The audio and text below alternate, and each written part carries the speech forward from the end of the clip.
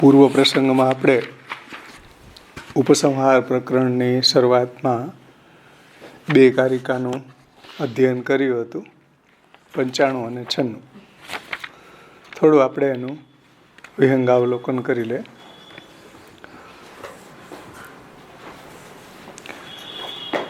ઉપસંહાર પ્રકરણની પ્રથમ એટલે 95મી કારિકાની ઉત્થાનિકામાં શ્રી મહાપ્રભુજીએ આજ્ઞા કરે છે કે પરમત નિરાકરણ પૂર્વક સ્વમતનું એટલે બ્રહ્મવાદનું સ્થાપન કર્યું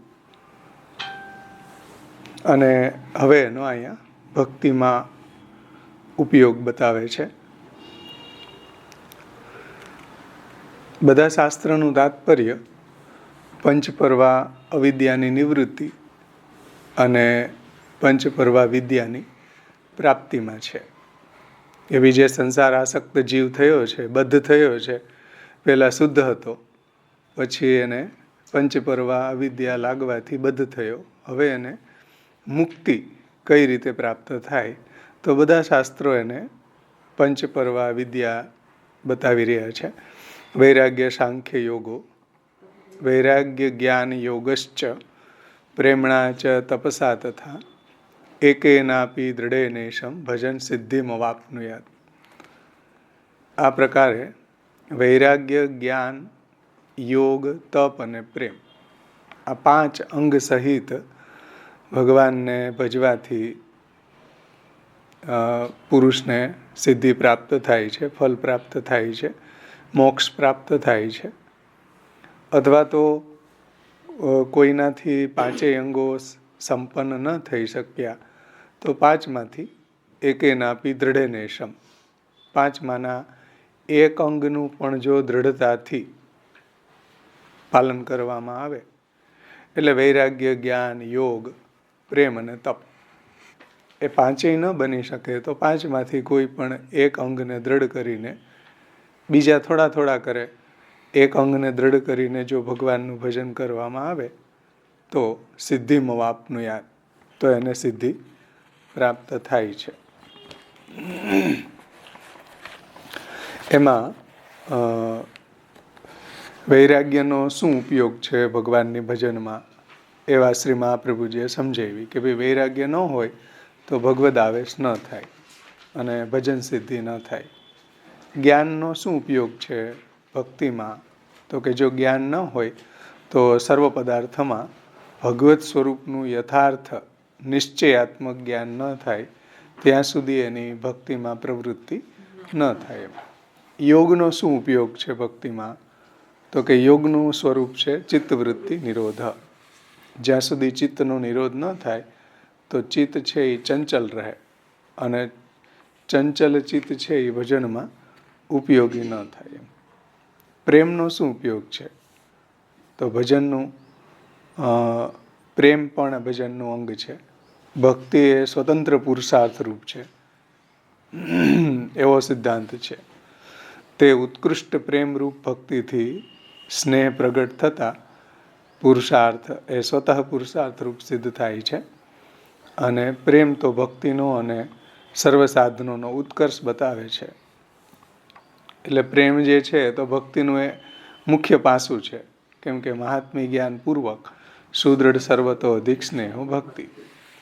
ત્યાર પછી તપ જે છે એ ભક્તિનું અંગ છે. તપથી દેહેન્દ્રિયના જે વિકારો છે એ બધા દૂર થાય છે અને દેહેન્દ્રિય બધી પરિપક્વ થાય છે અને ભક્તિને યોગ્ય બને છે.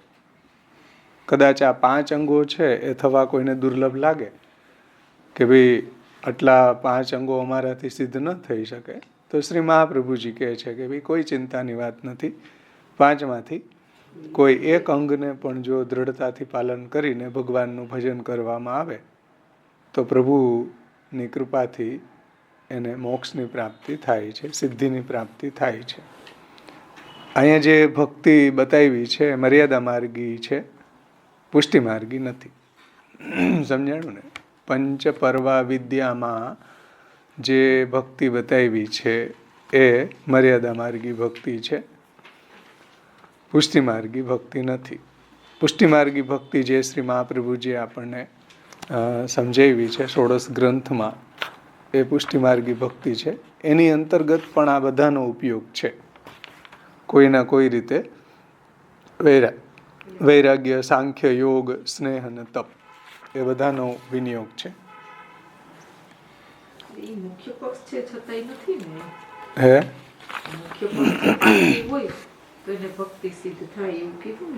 એટલે ભક્તિની સાથે પાંચેય કરવામાં આવે તો એને મોક્ષ પ્રાપ્ત થાય. તો પંચપર્વા વિદ્યામાં જે ભક્તિ બતાવી છે એ મર્યાદા ભક્તિ છે, સમજાણું ને? પણ આપણે ત્યાં એનો ઉપયોગ નથી એવું નથી. આપણે ત્યાં પણ એનો બધાનો ઉપયોગ છે. પાંચેય પ્રકારની વિદ્યાનો ઉપયોગ જે પુષ્ટિ ભક્તિ છે એમાં પણ છે. એટલે તો શ્રી મહાપ્રભુજી અહીંયા બતાવી, આ 5 અંગો અહીંયા વર્ણિત થયા છે. અને આ 95મી કારિકા પહેલાની જેટલા બી શ્લોકો છે એની અંદર પ્રમાણ અને પ્રમેયનું નિરૂપણ થયું છે. અને આ પાંચેય જે અંગો છે એનો ફલ અને સાધનમાં કઈ રીતના ઉપકાર છે એ પણ આપણે ગયા વખતે જોઈ ગયા કે ભાઈ વૈરાગ્ય છે એ ફલોપકારક છે, જ્ઞાન છે એ સ્વરૂપોપકારક છે, યોગ છે એ ફલોપકારક છે, પ્રેમ છે એ સાધનનો ઉત્કર્ષ કરે છે, તપ છે એ સ્વરૂપમાં ઉપકારક છે. બધા પાસાઓને આપણે ગયા વખતે જોઈ ગયા. એટલે બ્રહ્મસૂત્રની અંદર પહેલો અને બીજો સમન્વય અવિરોધ અધ્યાય છે. અને એ 2 અધ્યાયનો સમન્વય કરીને પછી અવિરોધ સિદ્ધાંતનો સંગ્રહ થયો છે. એટલે 95મી કારિકાથી બ્રહ્મસૂત્રના જે સાધન અને ફલ, 3જો અને 4થો અધ્યાય છે એને અહીંયા સંક્ષિપ્તમાં સંગ્રહ કરી અને વર્ણવ્યો છે. હવે ત્યાર પછીની જે કારિકા છે 96મી કારિકા,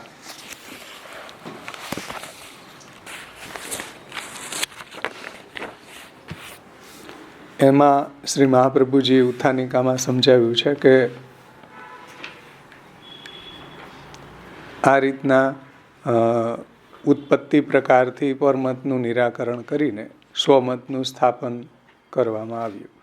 હવે લયના પ્રકારથી એ પરમતનું નિરાકરણ કરીને સ્વમતનું સ્થાપન કરે છે.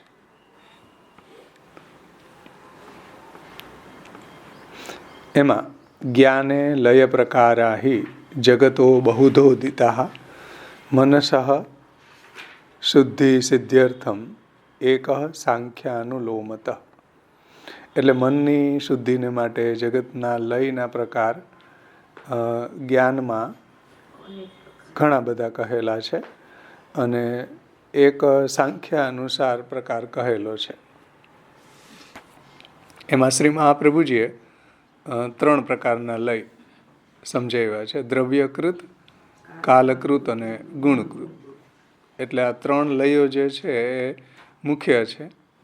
બીજા બધા જે લયોનું વર્ણન આવતું હોય તો એ બધાનો આ 3ની અંદર સમાવેશ થઈ જાય છે. 3ની અંદર એનો અંતર્ભાવ છે. એટલે માયાવાદીઓ જે આત્યંતિક પ્રલય કહે છે એ શ્રી મહાપ્રભુજી એને માન્ય નથી. એટલે કે આત્યંતિક પ્રલયને માયાવાદીઓ આ જગતના નાશ રૂપે કહે છે અને મહાપ્રભુજી એમ કહે છે કે એ ભાવનાથી લયનું નિરૂપણ થયું છે. તો જ્ઞાન માર્ગની અંદર જગતના લયના પ્રકાર ઘણા બધા કહ્યા છે. બધા પ્રકરણના અભાવને લીધે મનની શુદ્ધિને માટે જાણવા. એટલે આ બધા જે જ્ઞાન માર્ગની અંદર લયના પ્રકાર બતાવ્યા છે એ મનની શુદ્ધિ માટે, એટલે કે સંસાર આસક્તિ દૂર થાય અને વૈરાગ્ય થાય એવા એ લયના પ્રકારો છે. એનાથી કોઈ જગતનો લયના પ્રકારો ત્યાં નથી કહ્યા. એ બધા પ્રકારના જે લયો છે એ મનની શુદ્ધિ માટે છે. પ્રલય મુખ્યત્વે કરીને 3 પ્રકારનો છે: દ્રવ્યકૃત, કાલકૃત અને ગુણકૃત, જેની વિશેષ આપણે ચર્ચા ગયા વખતે કરી ગયા. તો કાલથી નિત્ય પ્રલય થાય છે, જે કાલકૃત છે. એમાં આપણે દ્રષ્ટાંતિ જોયું હતું દીવાનું. પછી જલ છે, જલની વહેતી નદી હોય, તમે એમાં ઊભો તો જે જલ તમને સ્પર્શ કર્યું એ જલ તો ચાલ્યું ગયું આગળ, પછી તો બીજું જલ આવી ગયું. સમજો, તમને એવું લાગે કે એક જ જલને હું સ્પર્શ કરું છું, એક જ જલ નથી, એનો તો લય થઈ ગયો, આગળ ચાલ્યું ગયું. એમ દીવાની જ્યોતનું પણ દ્રષ્ટાંત ગયા વખતે આપણે જોયું હતું કે ભાઈ એક જ જ્યોત નથી, જ્યોત બદલી ગઈ. એટલે એક એક ક્ષણે આપણી જે ચાલી જાય છે એ પ્રલય છે, એ કાલકૃત પ્રલય છે. પછી બીજો છે દ્રવ્યકૃત. તો દ્રવ્યકૃત પ્રલય એટલે દ્રવ્ય એટલે અગ્નિ છે, જલ છે, વાયુ છે વગેરે, એ દ્રવ્ય. અને એના દ્વારા પણ પ્રલયનું નિરૂપણ શાસ્ત્રમાં, ભાગવતમાં જોવા મળે છે કે શંકરષણ ભગવાન છે એના મુખાગ્નિ રૂપ દ્રવ્યથી નૈમિતિક પ્રલય થાય છે. એટલે શંકરષણ ભગવાનના મુખમાંથી અગ્નિ નીકળે છે ત્યારે બધું જ બળી જાય છે, એ નૈમિતિક પ્રલય છે, દ્રવ્યકૃત પ્રલય છે. અને ત્રીજો છે ગુણકૃત. તો ગુણથી પ્રાકૃતિક પ્રલય થાય છે. જ્યારે બ્રહ્માજીનો આયુષ્ય પૂર્ણ થાય છે ત્યારે પ્રલય થાય છે, જે ગુણકૃત પ્રલય છે. એ ત્રણેય પ્રકારાંતરને પામેલા ભાવનાથી સાધિત આત્યંતિક શબ્દવાચ્ય થાય છે. પરંતુ આત્યંતિક પ્રલય પૃથક નથી. એટલે આત્યંતિક પ્રલય જે છે એને માયાવાદીઓ ચોથો માને છે, અલગ માને છે. એમાં ત્રણથી, દ્રવ્યકૃત, કાલકૃત અને ગુણકૃત, એનાથી અલગ આત્યંતિક પ્રલય માને છે. પરંતુ શ્રી મહાપ્રભુજી કહે છે કે આત્યંતિક પ્રલય છે એનો આ ત્રણેયમાં અંતર્ભાવ થઈ જાય છે, એ કોઈ અલગ પ્રકાર નથી. તો આત્યંતિક પ્રલય શું છે? તો શ્રી મહાપ્રભુજી કહે છે કે ભાઈ અહંતા અને મમતા નાશ થવાથી જ વિષયોના નાશનો ઉપચાર થાય છે. એટલે વિષયોનો નાશ થતો નથી, પણ એ વ્યક્તિને માટે એની અહંતા મમતા એ વિષયોમાંથી નીકળી જાય છે. પછી વિષયો હોય કે ન હોય કોઈ ફરક પડતો નથી. જેમ જીવન મુક્ત છે, તો જીવન મુક્ત છે એની તો અવિદ્યા દૂર થઈ ગઈ છે. હવે એને કોઈ પદાર્થ હોય કે ન હોય એને કંઈ ફરક પડતો નથી. મોટા મોટા યોગીઓ છે એ જ્યારે સમાધિમાં ચાલ્યા જાય ત્યારે પછી કેટલા હજારો વર્ષ સુધી સમાધિની અંદર લીન રહેતા હોય. હવે એને જગતના પદાર્થો છે એ હોય કે ન હોય એને કંઈ ફરક પડતો નથી, પરંતુ જગતના પદાર્થોનો નાશ થતો નથી. એટલે એ વ્યક્તિને માટે લય થાય છે. જગતનો ફિઝિકલી કોઈ લય થતો નથી. એટલે અહંતા મમતાના નાશ થવાથી વિષયના નાશનો કેવલ ઉપચાર માત્ર થાય છે. એટલે એ વ્યક્તિને માટે નિવારણ થાય છે, જગતનો નાશ થતો નથી. તેથી આત્યંતિક પ્રલયની જુદી કલ્પના કરવામાં પ્રમાણનો અભાવ છે.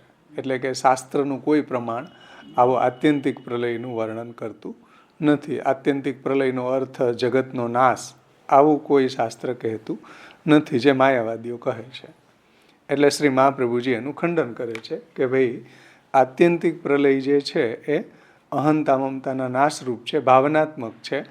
એ કોઈ જગતના નાશરૂપ આત્યંતિક પ્રલય નથી. અને આત્યંતિક પ્રલયની અંદર કોઈ શાસ્ત્રના પ્રમાણો પણ પ્રાપ્ત નથી થતા. ભાવનાથી લયનું ફલ મનની શુદ્ધિ છે. એટલે ભાવનાત્મક જે લય છે એનાથી શું થશે? તો કે મન શુદ્ધ થશે.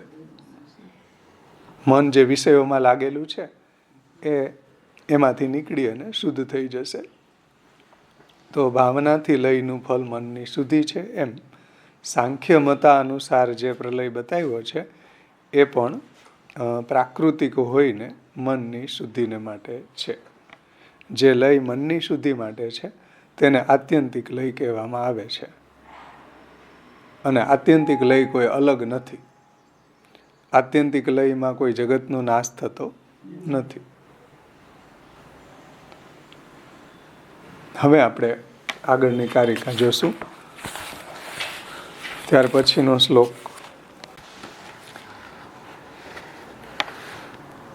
પ્રકારાંતરમ આહ ઇન્દ્રિયાણામિતિ. 97મી કારિકાની ઉત્થાનિકામાં પ્રકારાંતરમ આહ ઇન્દ્રિયાણામિતિ એટલે લયની ભાવનાનો એક અન્ય પ્રકાર શ્રી મહાપ્રભુજી બતાવે છે. પ્રકારાંતરમ આહ એટલે લયની ભાવનાનો એક અન્ય પ્રકાર શ્રી મહાપ્રભુજી બતાવે છે 97મી કારિકામાં કે ઇન્દ્રિયાણામ દેવતાત્વમ ભાવના પ્રાપણેય તથા ગોવિંદ આસન્ય સેવાતઃ પ્રાપણમ નાન્યથા ભવેત. અન્વય આપણે જોઈ લઈએ એનો 97મી કારિકાનો.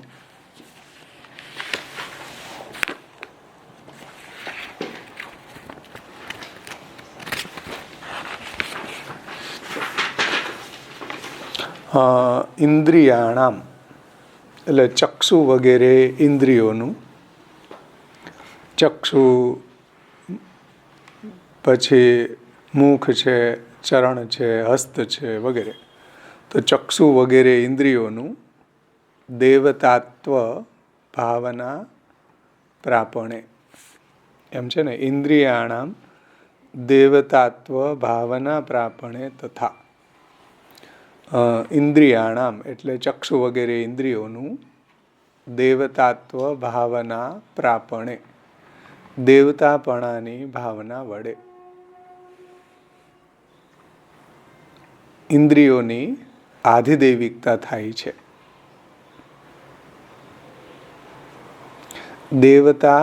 દેવતાત્વ ભાવના પ્રાપણે એટલે દેવતાપણાની ભાવના વડે ઇન્દ્રિયોની આધિદૈવિકતા થાય છે.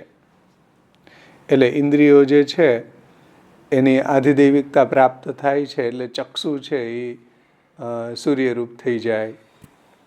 તત્તદ ઇન્દ્રિયોના જે અધિષ્ઠાતા દેવતા છે એ રૂપી બની જાય છે. હસ્ત છે તો ઇન્દ્રરૂપ બની જાય છે. એ રીતે અલગ અલગ એના જે દેવતાઓ છે એ રૂપે ઇન્દ્રિયોમાં પ્રગટ થઈ જાય છે.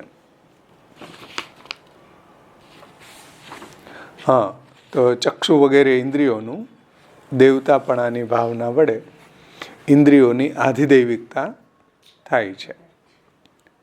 એટલે ભાવનાથી માત્ર આધિદૈવિક સ્વરૂપ થાય છે.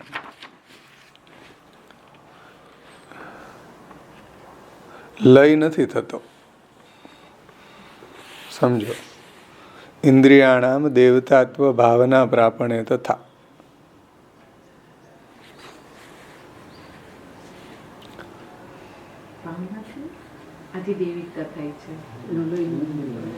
ચક્ષુ વગેરે ઇન્દ્રિયોનું આધિદૈવિકત્વ થાય છે. લય નથી થતો એમ. એટલે આધિદૈવિકત્વ થાય છે એને લય ન કહી શકાય એમ. ઇન્દ્રિયો જે છે એની ભૌતિકતા નિવૃત્ત થઈને આધિદૈવિકતા એમાં પ્રગટ થઈ તો એ લય ન થયો કહેવાય ઇન્દ્રિયોનો. અને એ કેવી રીતના થાય છે તો શ્રી આચાર્ય ચરણો આજ્ઞા કરે છે કે ગોવિંદ આસન્ય સેવાતઃ, ગોવિંદની સેવાથી, ગોવિંદ આસન્ય સેવાતઃ, તો ગોવિંદની સેવાથી કે આસન્ય પ્રાણની ઉપાસનાથી, જે આપણે પાછળ આ કારિકાઓમાં વાત આવી હતી ને, આસન્ય પ્રાણની ઉપાસનાથી ઇન્દ્રિયોમાં દેવભાવ થાય છે, ઇન્દ્રિયોને દેવભાવ પ્રાપ્ત થાય છે. આ કારિકા પણ આપણે જોશું ટીકામાં. તો ગોવિંદ આસન્ય સેવતઃ, ગોવિંદની સેવાથી અને આસન્યની સેવાથી, અથવા તો આસન્ય એટલે પ્રાણ મહત, એની ઉપાસના કરવાથી આસન્ય સેવાથી થાય છે.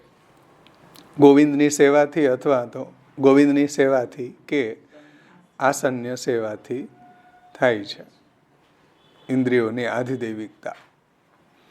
અન્યથા ન ભવેત છે ને, નાન્યથા ભવેત, બીજા કોઈ પ્રકારે થતો નથી, બીજા કોઈ પ્રકારે એ ઇન્દ્રિયોની આધિદૈવિકતા થતી નથી. આ બે પ્રકારો શાસ્ત્રમાં વર્ણવ્યા છે. એક તો ગોવિંદની સેવા અને એક છે આસન્ય પ્રાણની ઉપાસના અથવા તો આસન્યની સેવાથી. એટલે ચક્ષુ વગેરે ઇન્દ્રિયોનું આધિદૈવિકત્વ થાય છે, લય નથી થતો, એને લય ન કહેવાય. તેથી ગોવિંદની સેવાથી કે આસન્યની સેવાથી ઇન્દ્રિયોનું આધિદૈવિકત્વ થાય એવું અન્યથી થતું નથી. એવું બીજા કોઈ સાધનોથી નથી થતું. સમજમાં આવ્યું? આમાં ઇન્દ્રિયો જે છે એ ઇન્દ્રિયો એની એ જ રહે છે, દેખાય એવી ને એવી, પણ ભલે એવી જ દેખાય તો પણ એની અંદર આધિદૈવિકત્વ સંપન્ન થઈ જાય છે, એનો લય નથી થતો. સમજાણ? જેમ કોઈને અલૌકિક સામર્થ્ય પ્રાપ્ત થઈ ગયું હોય, કોઈને માનસિક કે નિરોધ સિદ્ધ થઈ ગયો હોય, તો એની ઇન્દ્રિયો આપણા જેવી જ દેખાય. ઇન્દ્રિયોમાં કાંઈ ડિફરન્સ ન પડી જાય કે એમાં કાંઈ એમાં કાંઈ સુગંધ ન આવવા માંડે, પરંતુ એની અંદર આધિદૈવિકત્વ પ્રાપ્ત થઈ જાય, એ ભગવાનના દર્શન કરી શકે. ઇન્દ્રિયોમાં આધિદૈવિકત્વ પ્રાપ્ત ન થાય ત્યાં સુધી એવું અલૌકિક સામર્થ્ય પ્રાપ્ત ન થાય. તો ઇન્દ્રિયો જે છે એ દેખાય એવી જ, પરંતુ એની અંદર એવું કોઈ તનુનવત્વ સંપાદિત થઈ જતું હોય છે, એમાં કોઈ લય નથી થતો. એમ એક રિન્યુઅલ આવે છે એમાં ઇન્દ્રિયોની અંદર. જે ભૌતિક છે એની અંદર એવી આધિદૈવિકતા, એવી અલૌકિકતા સંપન્ન થઈ જતી હોય છે. હા હા, હસ્ત જે છે એના અધિષ્ઠાતા દેવતા ઇન્દ્ર છે, તો એ ઇન્દ્ર રૂપ બની જાય છે. નેત્રના સૂર્ય છે તો એ સૂર્ય રૂપ થઈ જાય છે. પછી દ્રાણેન્દ્રિય છે એના અશ્વિની કુમાર છે તો એ અશ્વિની કુમાર રૂપ બની જાય છે.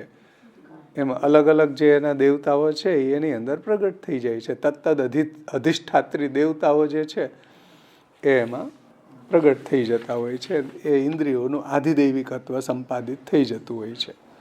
એ ભગવાનની સેવાથી જ થાય છે, અથવા તો આસન્ય પ્રાણની ઉપાસના કરવાથી થાય છે. એ આપણે જોશું વિસ્તારથી ટીકામાં. અને આવો જે કારિકા શ્રી મહાપ્રભુજી પાછળ આપણને સમજાવી હતી એમાં પણ આપણે જોઈ શકીએ. હવે બ્રજભાષામાંથી આપણે લઈએ. બ્રજભાષા ટીકા.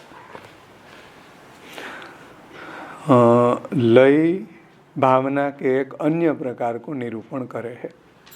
એટલે લયની ભાવનાનો એક અન્ય પ્રકાર શ્રી મહાપ્રભુજી સમજાવે છે. શા માટે સમજાવે છે લયની ભાવનાનો પ્રકાર?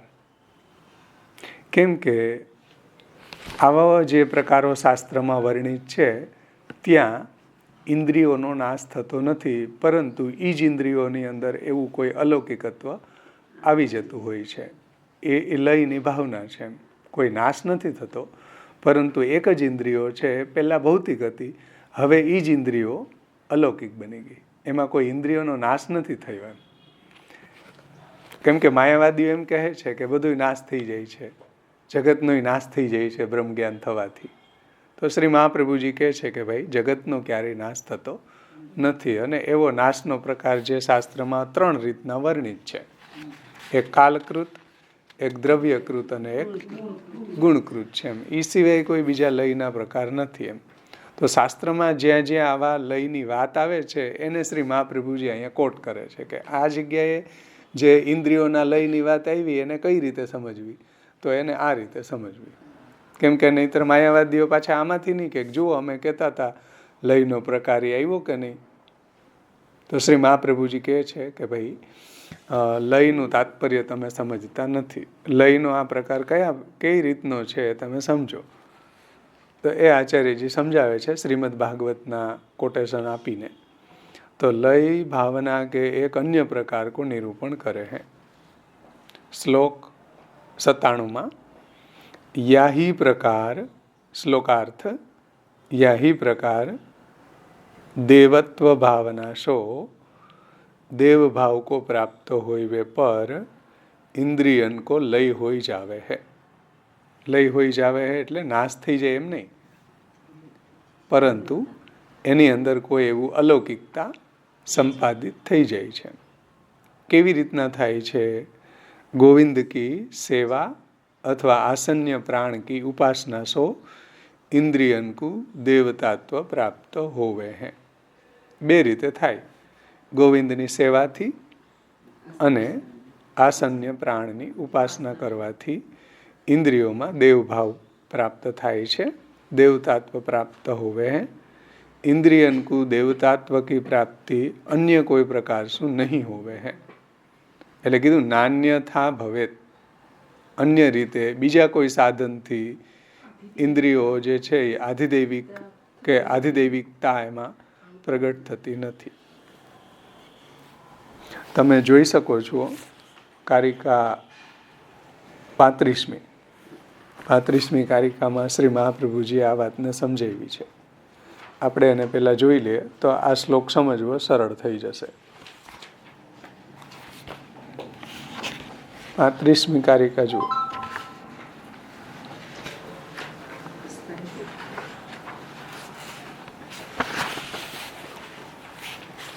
એમાં 35મી કારિકામાં શ્રી મહાપ્રભુજી કહે છે, આસન્યસ્ય હરેર્વાપી સેવયા દેવ ભાવતઃ ઇન્દ્રિયાણામ તથા સ્વસ્ય બ્રહ્મ ભાવ લયો ભવે. જો અહીંયા લયની વાત આવી ને, સમજો ધ્યાનથી, ટીકા જુઓ એની. આસન્ય અર્થાત प्राण की उपासना सु अथवा भगवान हरि की सेवा सु इंद्रिय जब देव भाव को प्राप्त कर ले हैं तब देहादिकन को लय हो जावे हैं. એટલે આ દેહ વગેરે જે છે, આપણો પ્રાકૃત દેહ જે છે એ લય થઈ જાય એટલે અલૌકિક થઈ જાય છે. यही प्रकार स्वयं को ब्रह्म भाव की उपलब्धि हो जावे है, हो जावे पर हूँ देहादिकन को लय हो जावे है. અને એ જ રીતના જ્યારે બ્રહ્મભાવની પ્રાપ્તિ થાય આસન્ય પ્રાણની ઉપાસનાથી, ત્યારે દેહાદિનો લય થાય છે. અને ગોવિંદની સેવાથી પણ હરેર વાપી સેવયા, હરિની સેવાથી પણ દેહાદિકનનો લય થઈ જાય છે. આગળ શ્રી મહાપ્રભુજી એમાં સમજાવે છે, દેહિન્દ્રિયાદિક કે લય હોયવે કે અર્થ આસન્ય પ્રાણ કી ઉપાસના કરની, એવું વેદમાં લખેલું છે. વેદની અંદર આસન્ય એટલે મહત્તત્વ, જે ભગવાને પ્રકૃતિ અને અંદર પોતાનું ગર્ભ સ્થાપન કર્યું ત્યારે મહત્તત્વ પ્રગટ થયું. એ મહત્તત્વ જે છે એને આસન્ય પ્રાણ કહેવામાં આવે છે. એની ઉપાસના કરવામાં આવે એને ભગવાનનો પુત્ર પણ કહેવામાં આવે છે મહત્તત્વ. કેમ કે ભગવાને જ માયાની અંદર ગર્ભ ધારણ કર્યું, એમાંથી મહત્તત્વ પ્રગટ થયું. માયા એટલે પ્રકૃતિ. તો એની ઉપાસના કરવાથી પણ દેહાદિનો લય થાય છે. વેદ મેં लिख्यो है वाक्य अनुसार ઉપાસના કરવે છો. એટલે આસન્ય પ્રાણની વેદમાં બતાવેલા પ્રકારે ઉપાસના કરવાથી ઇન્દ્રિય સો અપને દેવતા રૂપ હોઈ જાવે હે. એટલે આપણી જે ઇન્દ્રિયો છે એના તત્તદ અધિષ્ઠાતા દેવતા એમાં પ્રગટ થઈ જાય. આપણે આ ઇન્દ્રિયો, હાથ દેખાય તમને, એ આ ગોલક કહેવાય. હાથની ઇન્દ્રિયોને રહેવાની ગોલક છે. આ તો ખાલી હાથ છે. આની અંદર હસ્ત નામની દેવતા, આની અંદર હસ્ત નામની ઇન્દ્રિય રહે છે, જે સૂક્ષ્મ ઇન્દ્રિય કહેવાય. અને એનું કંટ્રોલ કરે એના દેવતા ઇન્દ્ર. એમ આંખ જે છે આપણી કોડી જેવી, એ તો એની ગોલક માત્ર છે. એની અંદર નેત્રેન્દ્રિય રહે છે. એ નેત્રેન્દ્રિય છે એને સૂક્ષ્મ ઇન્દ્રિય કહેવાય. એ જ્યારે સ્થૂલ દેહ બળી જાય ત્યારે સૂક્ષ્મ દેહ બળે નહીં, એ જીવની સાથે જાય સૂક્ષ્મ દેહ. પછી જે બોડીની અંદર પ્રવેશ કરે ત્યાં પાછું એને બધું એક્ટિવેટ થઈ જાય. જેમ પેન ડ્રાઈવ કોમ્પ્યુટરમાં નાખો અને પ્રોગ્રામ ખુલે, એવી રીતના આપણો જે જીવની સાથે જે સૂક્ષ્મ દેહનો પ્રોગ્રામ હોય એ બધો બીજા દેહમાં ખુલે પછી કોમ્પ્યુટરની જેમ. એટલે હાથ છે કે નેત્ર છે એ બધી ગોલક કહેવાય, ઇન્દ્રિયો ન કહેવાય. ઇન્દ્રિયો એની ભીતર છે, જેને સૂક્ષ્મ ઇન્દ્રિય કહેવાય. નેત્રેન્દ્રિય, પછી હસ્તેન્દ્રિય, કર્ણેન્દ્રિય, ઘ્રાણેન્દ્રિય, આ ગોલકો છે. આ બધી આ દેખાય છે એ બધી ગોલક કહેવાય. ગોલક એટલે ઇન્દ્રિયોને રહેવાનું સ્થાન. પછી એના કંટ્રોલર એના દેવતા છે. આંખના દેવતા સૂર્ય છે, હાથના ઇન્દ્રિય છે, નાકના અશ્વિની કુમાર છે, બધાના અલગ અલગ દેવતા હમણાં આમાં નામ આવશે. એમાં જો બધા દેવતાના નામ આપ્યા કે વાણી જે છે એ અગ્નિરૂપ હોઈ જ આવે છે, પ્રાણ છે એ વાયુરૂપ હોઈ જ આવે છે, નેત્ર છે એ સૂર્યરૂપ હોઈ જ આવે છે, કર્ણ દિશારૂપ, દિશા દેવતા છે, દિશારૂપ હોઈ જ આવે છે, ચંદ્રમાં મનરૂપ હોઈ જ આવે છે કેમ કે મનના દેવતા ચંદ્ર છે, હસ્ત ઇન્દ્રરૂપ હોઈ જ આવે છે, હસ્તના દેવતા ઇન્દ્ર છે, પાંવ એટલે ચરણ ઉપેન્દ્ર રૂપ હોઈ જ આવે છે, એના દેવતા ઉપેન્દ્ર છે. યા રીતિ સો સબ ઇન્દ્રી સબ अपने अपने आधिदैविक देवता रूप हो जावे है, तब मृत्यु सो छूट जावे है. कार्य रूप को छोड़ी के कारण रूप हो जावे है. देहादिकन को लई है, એનું નામ જ દેહાદિકન કો લય. જગતનો નાશ નથી થતો. ઇન્દ્રિયોમાં દેવભાવ જ્યારે પ્રાપ્ત થઈ જાય તો જે એનું કારણ છે એમાં તિરોહિત થઈ જાય. જેમ ઘડો છે એ ફૂટી જાય તો એનું કારણ જે માટી છે એમાં તિરોહિત થઈ જાય. એવી રીતના જે આપણે પ્રમેય રત્ન સંગ્રહમાં જે ચાર્ટ જોયો હતો ને કે અક્ષર બ્રહ્મમાંથી કાલ કર્મ સ્વભાવ પ્રકૃતિ પુરુષ પ્રગટ થાય ને, પ્રકૃતિમાંથી મહદ થાય ને, મહદમાંથી અહંકાર થાય ને, એ 3 પ્રકારનો થાય ને, તામસ અહંકારમાંથી પંચ તન્માત્રા ને પંચ મહાભૂત થાય ને, રાજસ અહંકારમાંથી 10 ઇન્દ્રિયો થાય ને, સાત્વિક અહંકારમાંથી મન અને ઇન્દ્રિયોના દેવતા પ્રગટ થાય ને. તો આ બધું જે થાય છે ને એ પાછું રિવર્સમાં એની અંદર સમાઈ જાય. કાર્ય બધું કારણમાં સમાઈ જાય એમ. એનું નામ અહીંયા લય છે એમ. અહીંયા કોઈ નાશ નથી થતો, કોઈ જગતનો નાશ નથી થઈ જતો. ઇન્દ્રિયોની અંદર દેવભાવ પ્રાપ્ત થાય ત્યારે મૃત્યુથી છૂટી જાય એમ. કાર્ય કુ છોડી કે કારણ હોઈ જ આવે એટલે કાર્યમાંથી એનો કારણમાં લય થઈ જાય. દેહાદિકન કો લય થઈ જાવે.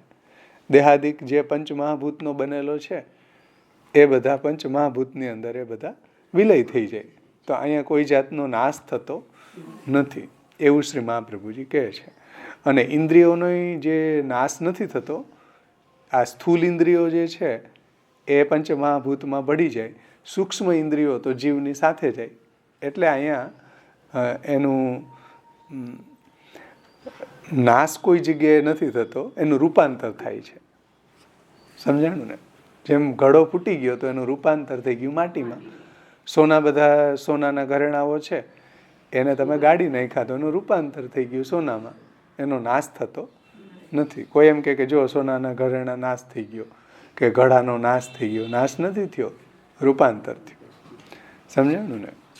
આ વાત મહાપ્રભુજીને અહીંયા સમજાવી છે કે ભાઈ કોઈનો લય થાય તો એનો નાશ નથી થતો, પરંતુ એના જે તત્તદ ઇન્દ્રિયોના અધિષ્ઠાતા દેવતાઓ જે છે એ પ્રગટ થવાથી ઇન્દ્રિયોનો લય થઈ જાય છે. અને મૃત્યુ પણ આપણે ત્યાં લય જ છે, નાશ નથી. સમજાણું ને? કેમ કે જીવ તો નિત્ય છે.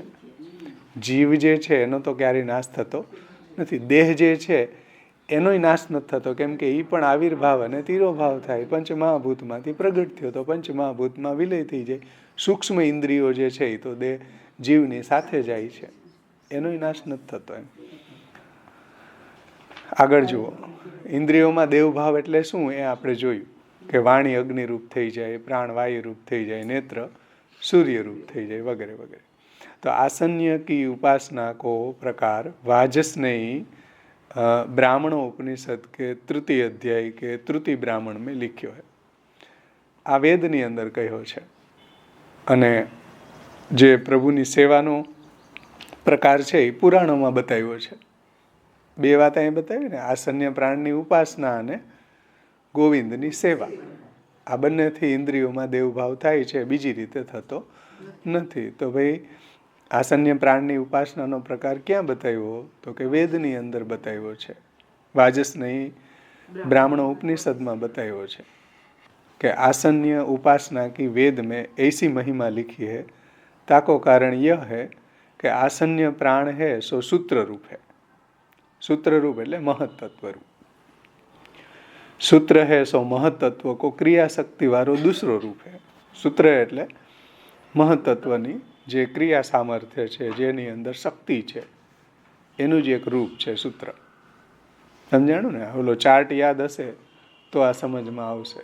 એવી પ્રકૃતિમાં ભગવાન જ્યારે ગર્ભાધારણ કરે છે ત્યારે આ મહતત્વ, આ સૂત્ર એમાંથી પ્રગટ થાય છે. સો ભગવાન સો પ્રકૃતિ રૂપા. હા, જો અહીંયા આપેલું જ છે મહાપ્રભુજી, જુઓ કે महतत्व है सो भगवान सो प्रकृति रूपा माया में उत्पन्न भयो है. એટલે ભગવાને જ્યારે માયામાં ગર્ભ ધારણ કર્યું ત્યારે આ મહતત્વ પ્રગટ થયું. તામે પ્રમાણ तृतीय स्कंद के 26वें अध्याय में देवात क्षुभित धर्मिण्याम स्वस्याम योनो परह पुमान गर्भमाधत्त सासुत महतत्व हिरण्यमयम.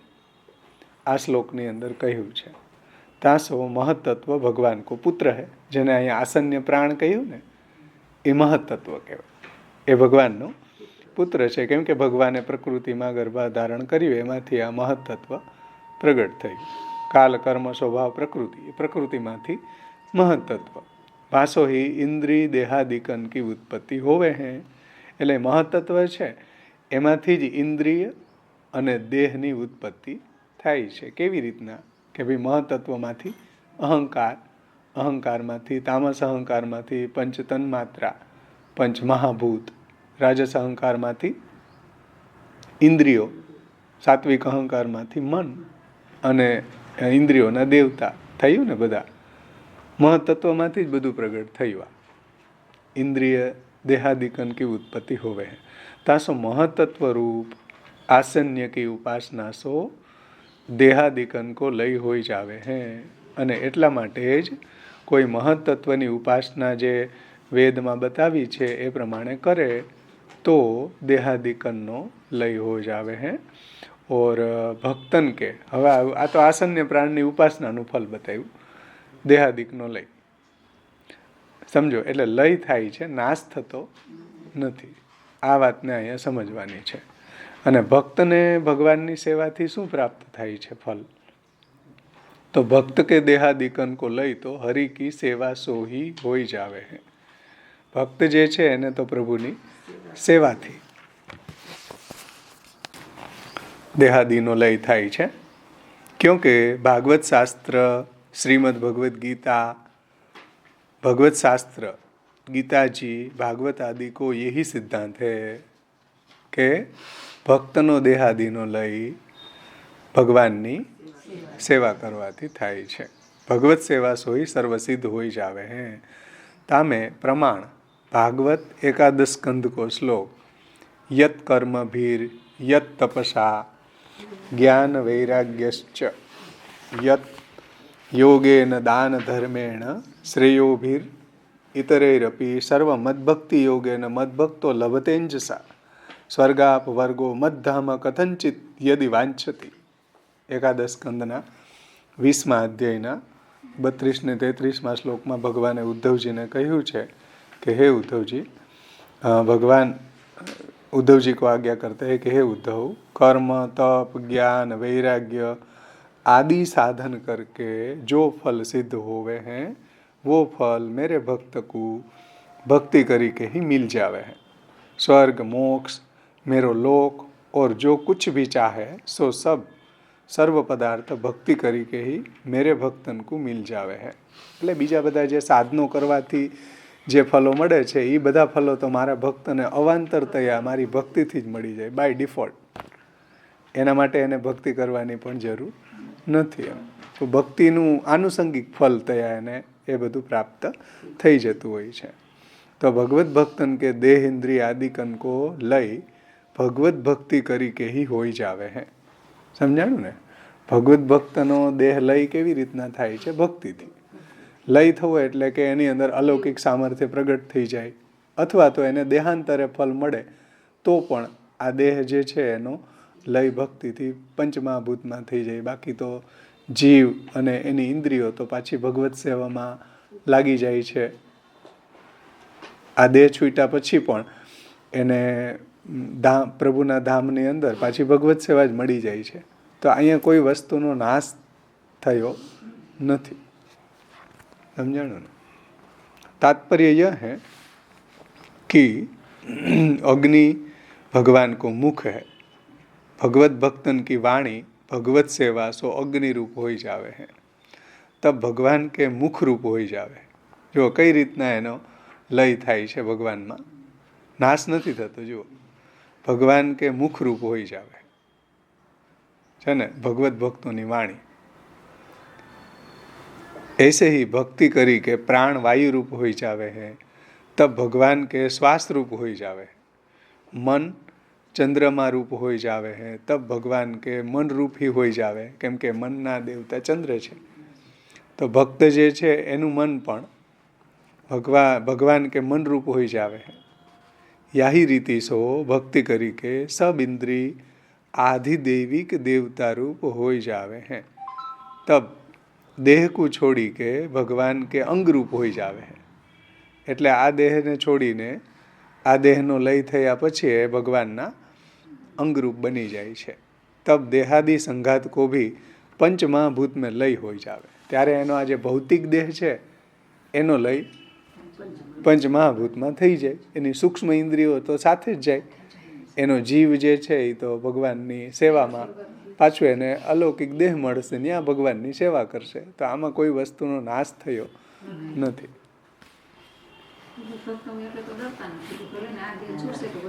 હા, એટલે ભક્તોને મૃત્યુથી ડર હોતો નથી. કેમ કે આ દેહ જર્જરિત થઈ ગયો, હવે કમર દુખે, હવે બધી હવે પ્રોબ્લેમ થઈ, તો હવે શું કરવું? તો કાંઈ વાંધો નહીં, નવો દેહ મળશે. આપણે આ દેહ છૂટ્યો તો નવો દેહ મળશે, ત્યાં ભગવાનની સેવા કરશું. આપણને ક્યાં વાંધો કરશે? પહેલાંય સેવા કરતા હતા, અત્યારે સેવા કરશું. દેહ છૂટ્યા પછી એ ભગવત સેવા જ કરવાના. એટલે ભક્તો ક્યારેય મૃત્યુથી ભય પામતા નથી. સમજાણું? એટલે મૃત્યુને કેવી રીતના લે છે?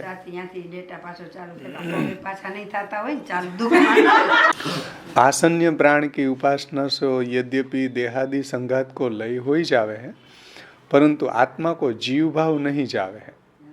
આ ડિફરન્સ છે ભગવત સેવામાં અને આસન્ય પ્રાણની ઉપાસનામાં. કે ભાઈ ભગવત સેવા કરવાથી તો જે એનો જીવ ભાવ છે એ દૂર થઈ જાય, અને ભગવત સેવામાં એની બધી ઇન્દ્રિયો છે ફરીથી એવો અલૌકિક દેહ પ્રાપ્ત કરે.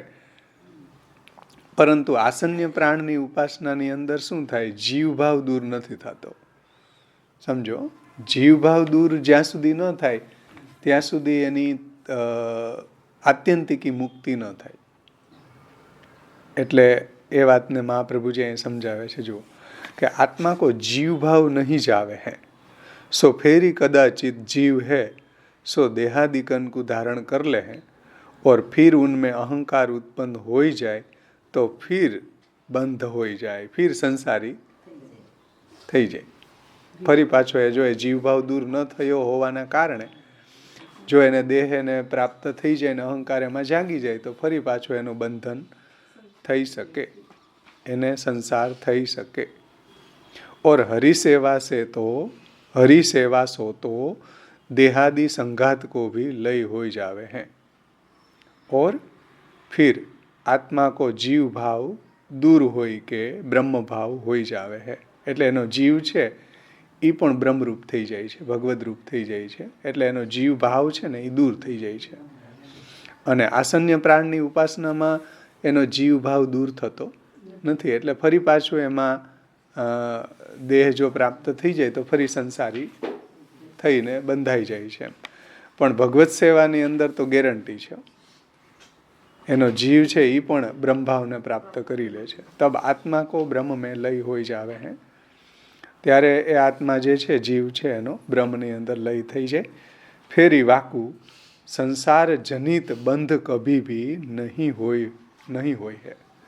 પછી એને ફરી પાછો સંસાર ક્યારેય થતો નથી. પરંતુ આસન્ય પ્રાણની ઉપાસનામાં રિસ્ક છે થોડું, કે જો ક્યારેક એને જીવ ભાવ બચી જવાના કારણે જીવ ભાવ એનો રહી જાય છે આત્માનો, તો ફરી પાછો ક્યારેક જો એને દેહ પ્રાપ્ત થઈ જાય તો ફરી પાછો સંસારી બની જાય, ફરી પાછો જન્મ મરણના ચક્રમાં ફરવું પડે.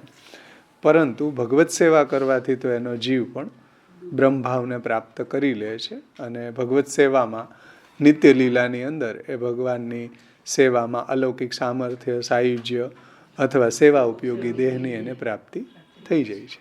તો આમાં કોઈ વસ્તુનો નાશ નથી બતાવ્યો, લય થઈ જાય છે. હા, એ વાત મહાપ્રભુજી અહીંયા જુઓ ઉપસંહારમાં પાછી આને સમજાવી છે. જે આપણે શ્લોક લેતા હતા ને ત્યાં આવી જાવ પાછા. આ તો આ શ્લોકને સમજવા માટે આ 35મી કારિકા લીધી હો. આ 97મી શ્લોકને સમજવા માટે આ કારિકાનું મેં ફરીથી અવગાહન કર્યું. તો હવે જુઓ 97મી કારિકા આપણે જ્યાંથી જોતા હતા ને ત્યાંથી. લય ભાવ કો એક પ્રકાર સપ્તમ સ્કંધ में, ત્યાં જતા ને, લય ભાવ કો એક પ્રકાર સપ્તમ સ્કંધ में लिख्यो है. એટલે સપ્તમ સ્કંધ 12મો અધ્યાય 26મો શ્લોક, એમાં લયનો પ્રકાર સમજાયો છે. લય भावना को एक प्रकार सप्तम स्कंध में लिख्यो है. तहाँ वाक्यन सहित वाणी को अग्नि में न्यास करनो, शिल्प सहित हस्त को इंद्र में न्यास करनो कहो है.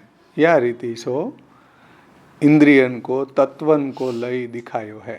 એટલે ઇન્દ્રિયો જે છે એનો તત્વની અંદર લય બતાવ્યો, એટલે એના કારણમાં આ ઇન્દ્રિયોનો લયનો પ્રકાર બતાવ્યો છે. જેમ ઘડો છે એ ફૂટી જાય તો એના કારણમાં લય થઈ જાય ને, એવી રીતના ઇન્દ્રિયો જે છે એના તત્વની અંદર લય દિખાયો હે. સો ભી યતિ ધર્મ મેં વૈરાગ્ય હોય કે અર્થ દિખાયો હે. એટલે સપ્તમ સ્કંધની અંદર આ રીતે જે લયનો પ્રકાર બતાવ્યો છે એ યતિ ધર્મ, યતિ એટલે સંન્યાસમાં, સંન્યાસની અંદર આ વૈરાગ્યનો પ્રકાર છે. इंद्रियन को तत्वन को लय दिखायो है. सो भी यति धर्म में, એટલે જેને સંન્યાસ આશ્રમ ગ્રહણ કરેલો છે એને વૈરાગ્ય હોય કે અર્થ દિખાયો है. કચ્છુ વો સૃષ્ટિ પ્રકાર નહીં હે. એટલે એ કોઈ સૃષ્ટિ પ્રકાર નથી, સૃષ્ટિનો લય નથી ત્યાં. સમજો ધ્યાનથી આ વાત. તત્વ કો લય દિખાયો હે. ઇન્દ્રિયોનો તત્વમાં લય થાય છે, સૃષ્ટિનો કાંઈ લય થતો નથી. ઇન્દ્રિયો જે છે આ સાધકની એ તત્વની અંદર લયની ભાવના બતાવી છે ત્યાં. તો યતિ ધર્મમાં એ વૈરાગ્યાર્થ બતાવી છે. કચ્છું વો સૃષ્ટિ પ્રકરણ નહીં હે. ત્યાં કોઈ સૃષ્ટિ પ્રકરણ નથી ચાલતું. માયાવાદીઓને મહાપ્રભુજી કહે છે ત્યાં સૃષ્ટિ પ્રકરણ નથી હો, ત્યાં દેહના લયનો પ્રકાર બતાવ્યો છે. પહેલો યા ગ્રંથ में देह संघात के लय को प्रकार दिखायो है. ત્યાં કોઈ સૃષ્ટિના લયનો પ્રકાર ત્યાં નથી. ત્યાં કોઈ કાલકૃત કે દ્રવ્યકૃત કે ગુણકૃત એવા કોઈ લય ત્યાં નથી. ત્યાં તો દેહના લયની વાત ચાલે છે.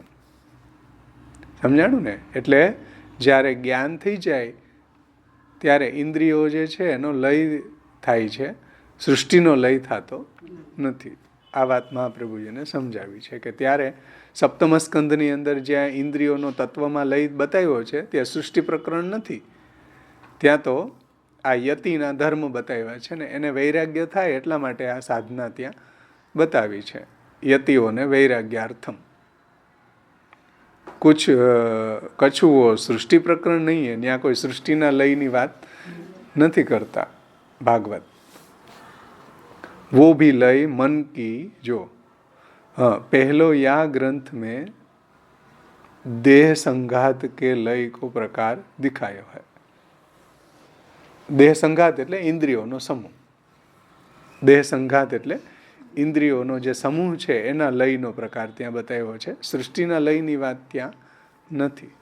वो भी लय मन की भावना मात्र सो नहीं હોય है, किंतु आसन्य की अथवा तो गोविंद की सेवा करी के इंद्रियन में देव भाव होवे તબ દેવાંશ કો લય હોઈ જાવે હે.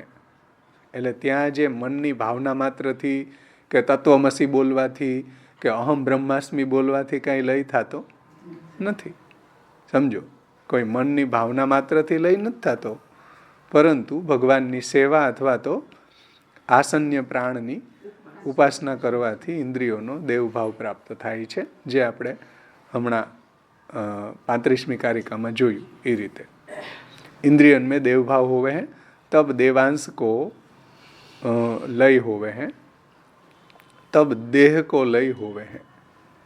ये लय रूपांतर अर्थात दूसरे रूप को सिद्ध कर देवे वारो है.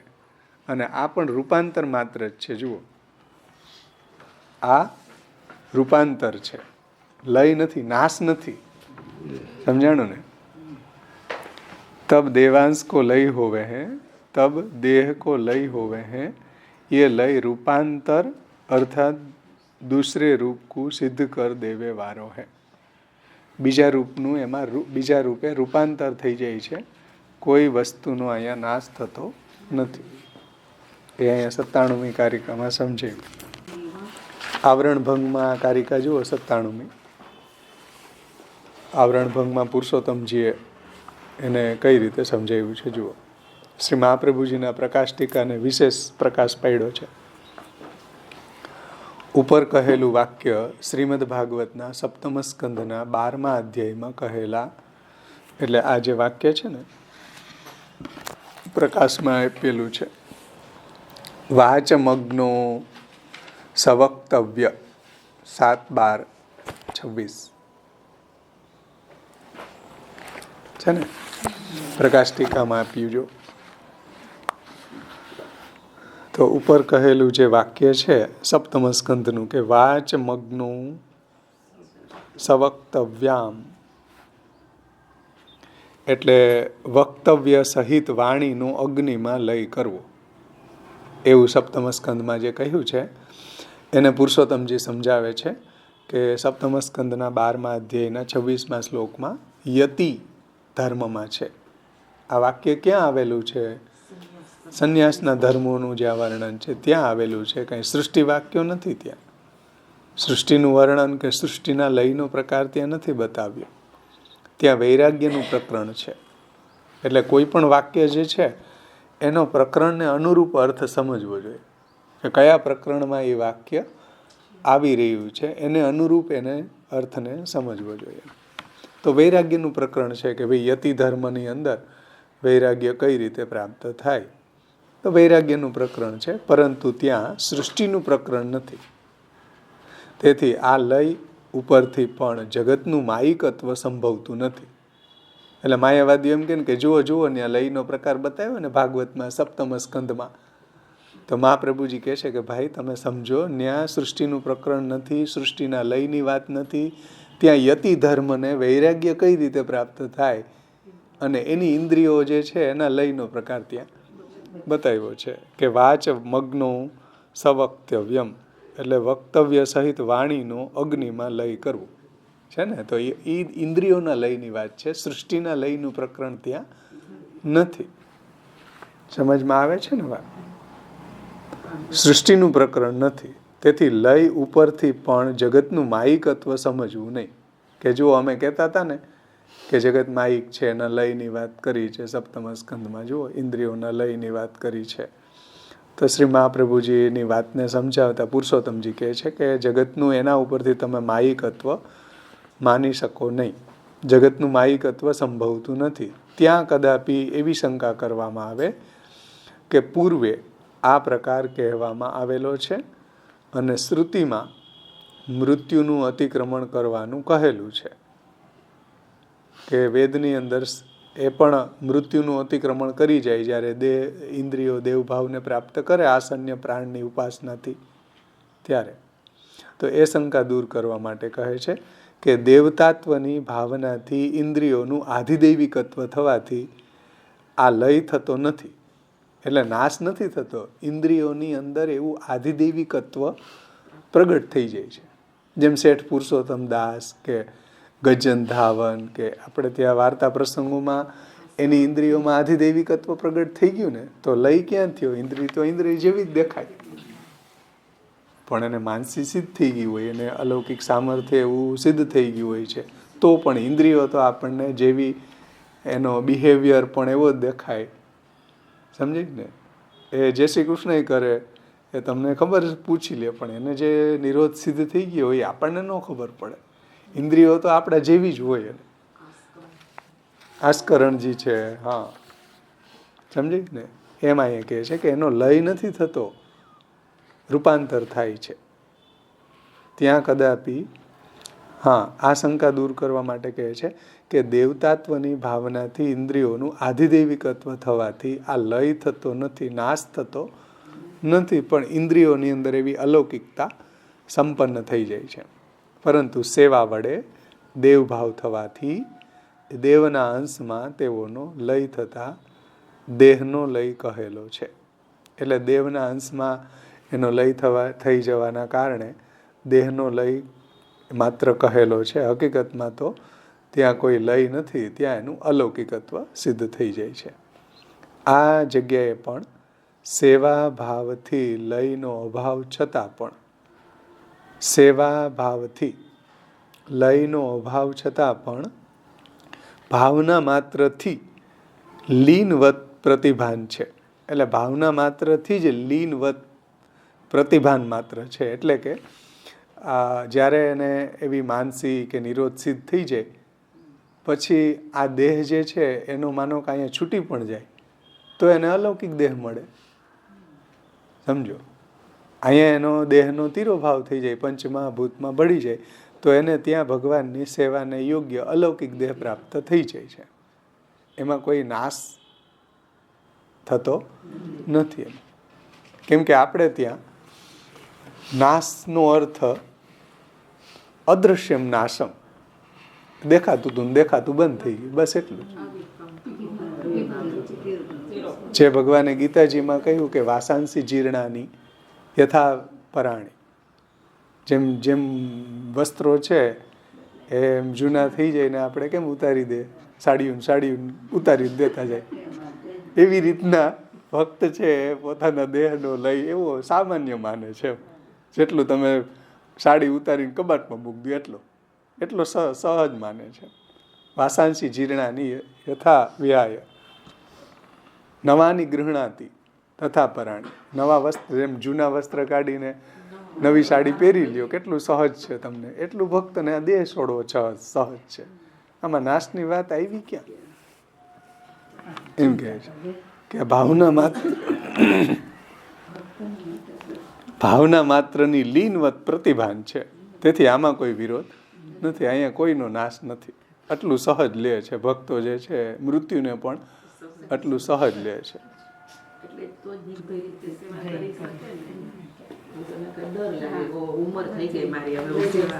હા, આ જગ્યાએ પણ સેવા ભાવથી લયનો અભાવ છતાં પણ ભાવના માત્રથી લીનવત પ્રતિભાન છે. તેથી અહીંયા કોઈ વિરોધ નથી. તેમજ ત્રણ લય થકી જુદો કોઈ લયનો પ્રકાર નથી. જે મહાપ્રભુજીએ આપણને કાલકૃત, દ્રવ્યકૃત અને ગુણકૃત જે ત્રણ લય બતાવ્યા છે, એના સિવાય બીજો કોઈ લયનો પ્રકાર નથી. એમ કેમ કે કીડો જેમ ભ્રમરનું ધ્યાન કરતા પૂર્વનું રૂપ નહીં ત્યાગ કરતા ભ્રમર રૂપ થઈ જાય છે. જુઓ, આ ભાવનાત્મક લય છે કે કીડો જે કીટ ભ્રમર ન્યાય છે એની અંદર કીડો જે છે એ પણ ભમરી એને દરમાં પૂરી દે અને એનું ધ્યાન ધરતો રહે, એનું સ્મરણ કરતો રહે, તો કીડો પણ ભ્રમરી રૂપ બની જાય છે. તો એ છે પોતે એક જ, પણ એના અંદર એવું કોઈ પરિવર્તન આવી જાય છે અને કીટ ભ્રમર ન્યાયથી એનું ચિંતન કરતા કરતા, તો ભ્રમરનું ધ્યાન કરતા કરતા પૂર્વનું રૂપ નહીં ત્યાગ કરતા, જો વ્યક્તિ એનો એ જ રહે છે. સમજો, એ વ્યક્તિનું જે સ્વરૂપ છે એનો એ જીવ તો એ જ રહે છે, પણ એની અંદર એના શરીરની અંદર કોઈ એવી ભ્રમરી રૂપતા કીડામાંથી ભ્રમર બની જતો હોય છે. વ્યક્તિ બદલતો નથી, એનો જીવ બદલતો નથી. સમજાણ? તો આમાં એનો લય નાશ નથી થયો. જો કીટ ભ્રમર ન્યાયની અંદર શું થાય છે કે કીડો ભમરીનું સ્મરણ કરતો કરતો એ ભ્રમરી રૂપ બની જાય છે. એમાં એ જીવ જે છે એ તો એનો એ રહે ને. એમ આપણે પણ ભગવાનની સેવા કરતા કરતા, ભગવાનનું સ્મરણ કરતા કરતા આપણે દેહ છૂટી જાય છે, તો આપણો જીવ તો એનો એ રહે ને, ત્યાં હોય કે અહીંયા હોય.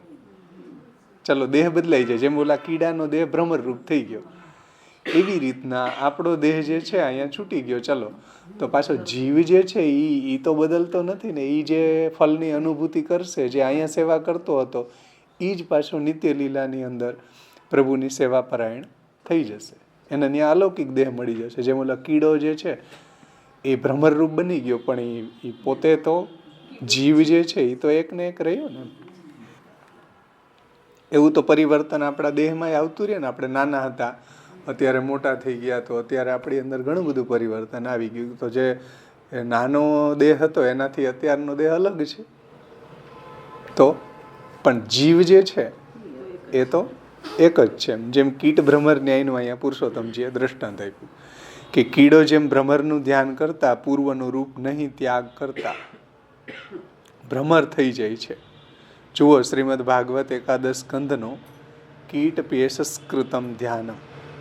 એવી જ રીતના ભાવના કરવાથી છે ને, જેમ કીડો ભમરીનું ભાવના કરે તો ભ્રમરી રૂપ બની ગયો ને, એમ ભાવના કરવાથી રૂપાંતરની પ્રાપ્તિ થવાથી રૂપાંતર થઈ ગયું ને.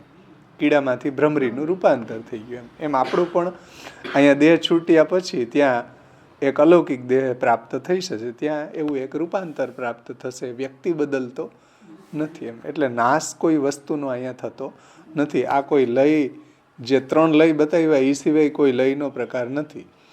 તો સપ્તમ સ્કંધ છે ભાગવતમાં, અલગ અલગ જગ્યાએ આવો લયની જે વાત આવે છે એને કયા એંગલથી સમજવી, તો એ પુરુષોત્તમજી અહીંયા સમજાવે છે કે ભાઈ ત્યાં લય આ પ્રકારનો છે. ત્યાં સૃષ્ટિ પ્રકરણ નથી. ત્યાં દેહની અંદર આવો કોઈ અલૌકિકત્વ, અથવા તો આ દેહ છૂટ્યા પછી ભગવાનની સેવામાં બીજો દેહ પ્રાપ્ત થશે, ત્યાં પણ એને એ જીવ જે છે એ તો એકનો એક જ રહે છે, એ કોઈ બદલતો નથી. એટલે કીટ ભ્રમરનું અહીંયા દ્રષ્ટાંત આપ્યું કે જે ભમરો છે એ ભાવના કરતા કરતા કીડામાંથી ભ્રમરો બની જાય ને, એમ આપણે પણ ભગવાનનું સ્મરણ કરતા, ભગવાનની સેવા કરતા કરતા આપણે પણ એવા અલૌકિક દેહ કે એવો નિરોધ કે એવી માનસી પ્રભુમાં સિદ્ધ થઈ જતી હોય છે. એવી જ રીતના ભાવના કરવાથી રૂપાંતરની પ્રાપ્તિ થવાથી પૂર્વ રૂપનો લય થાય છે. પૂર્વે કહેલી યુક્તિથી આ લયનું પણ આત્યંતિકત્વ સમજવું જોઈએ. એટલે પૂર્વ કહેલી જે યુક્તિ છે કીટ ભ્રમર ન્યાયથી, એવી જ એવો જ પ્રકારનો આ લય છે. અહીંયા કોઈ જગતનો નાશ થતો નથી અને આમાં કોઈ જીવનો નાશ નથી થતો. આપણી સૂક્ષ્મ ઇન્દ્રિયો પણ ઈ રહે છે. એક આપણી ભૌતિક ઇન્દ્રિયો જે છે એ અહીંયા એના તત્વોમાં પંચમહાભૂતની અંદર લય થતી હોય છે. તો આ રીતના ભાવનાત્મક લય છે. બીજી રીતે કોઈ અહીંયા નાશ થતો નથી, એવું અહીંયા તાત્પર્ય જણાય છે. એટલે કુલ મિલા કે તાત્પર્ય એ છે કે 3 જ લયના પ્રકાર છે, બીજો કોઈ લયનો પ્રકાર શાસ્ત્રમાં નથી. એટલે પુરુષોત્તમજી આ જ્યાં બી આવા ભાગવતમાં આવા કોટેશન આવે ને લયના, એને સમજાવ્યા છે કે આને કેમ સમજવું, આને કેમ સમજવું, આને કેમ સમજવું, એમ 3 શ્લોકમાં આવશે હજી ભાગવતજીના કોટેશન કે જો આટલી જગ્યાએ જે લયના પ્રકાર બતાવ્યા છે ને એને સમજાવ્યા છે. હવે આપણે આગળની કારિકાનું અવગાહન કરશું. આ કારિકામાં જ્ઞાન માર્ગના 3 પ્રકારના લય જે કહ્યા છે એ પ્રલય નથી, એવું અહીંયા તાત્પર્ય છે. જે ચક્ષુ વગેરે ઇન્દ્રિયોનું આધિદૈવિકત્વ થાય છે એને લય કહેવાય નહીં એમ. અને ગોવિંદની સેવાથી અથવા આસન્ય પ્રાણની ઉપાસનાથી ઇન્દ્રિયોનું જે આધિદૈવિકત્વ થાય છે એવું બીજી રીતે નથી થતું એમ. હવે આપણે આગળની કારિકામાં શ્રી મહાપ્રભુજી ઉત્થાનિકામાં આજ્ઞા કરે છે. પ્રકારાંતરમ આહ, લયની ભાવનાનો એક અન્ય પ્રકાર શ્રી મહાપ્રભુજી સમજાવે છે. જેમ અહીંયા પ્રકારાંતર 97મી કારિકામાં સમજે એવો જ 98મી કારિકામાં પણ એક લયની ભાવનાનો એક અન્ય પ્રકાર સમજાવે છે મહાપ્રભુજી.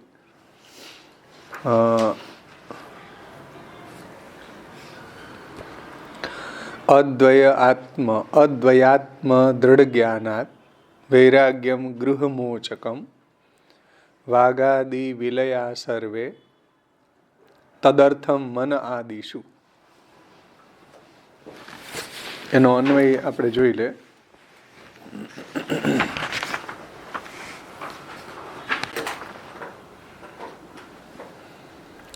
તદર્થમ સર્વે વાગાદિ વિલયા, સર્વ વાણી વગેરેના લય પ્રકારો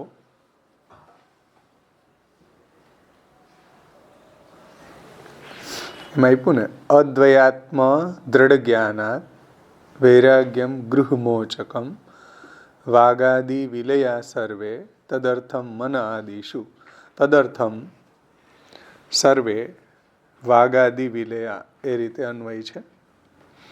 એટલે સર્વ વાણી વગેરેના લય પ્રકારો, સર્વ વાણી વગેરેના જે લયના પ્રકારો મન આદિશુ. મન આદિશુ એટલે વાણી આદિનો લય મન આદિમાં થતા. વાણીનો લય મનમાં થાય છે.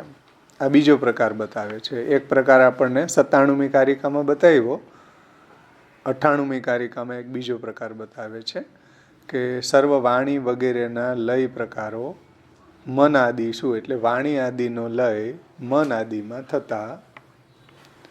એમાં ભાવનાથી અદ્વયાત્મ દૃઢ જ્ઞાનાત, અદ્વૈત જ્ઞાન દૃઢ થાય. અદ્વયાત્મ દૃઢ જ્ઞાનાત એટલે અદ્વૈત જ્ઞાન, અદ્વૈત જ્ઞાન દૃઢ થાય. તેથી ગૃહમોચકમ, ગૃહ તજાવે એવું વૈરાગ્યમ એટલે વૈરાગ્ય થાય છે. છે ને શ્લોકમાં, વૈરાગ્યમ ગૃહમોચકમ એટલે ગૃહ તજાવે તેવું વૈરાગ્ય થાય છે. ભાવના માત્રતઃ ભાવ્યા અને ભાવના માત્રથી ભાવના યોગ્ય છે.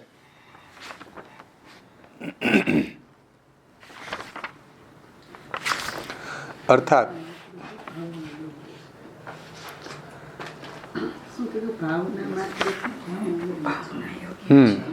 એમ કહ્યું ને શ્લોકમાં, ભાવના માત્ર તો ભાવ્યા.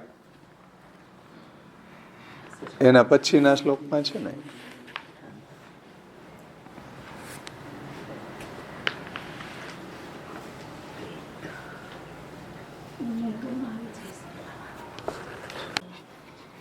એટલું જ છે.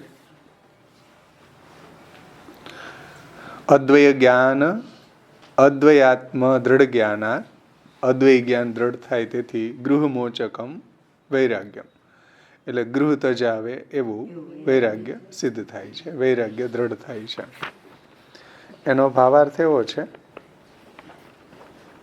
કે વાચમ જુહાવ મનસી એવું જે પ્રથમ સ્કંધના 15મા અધ્યાયના 41મા શ્લોકમાં કહ્યું છે કે વાણીને મનમાં લય કરે.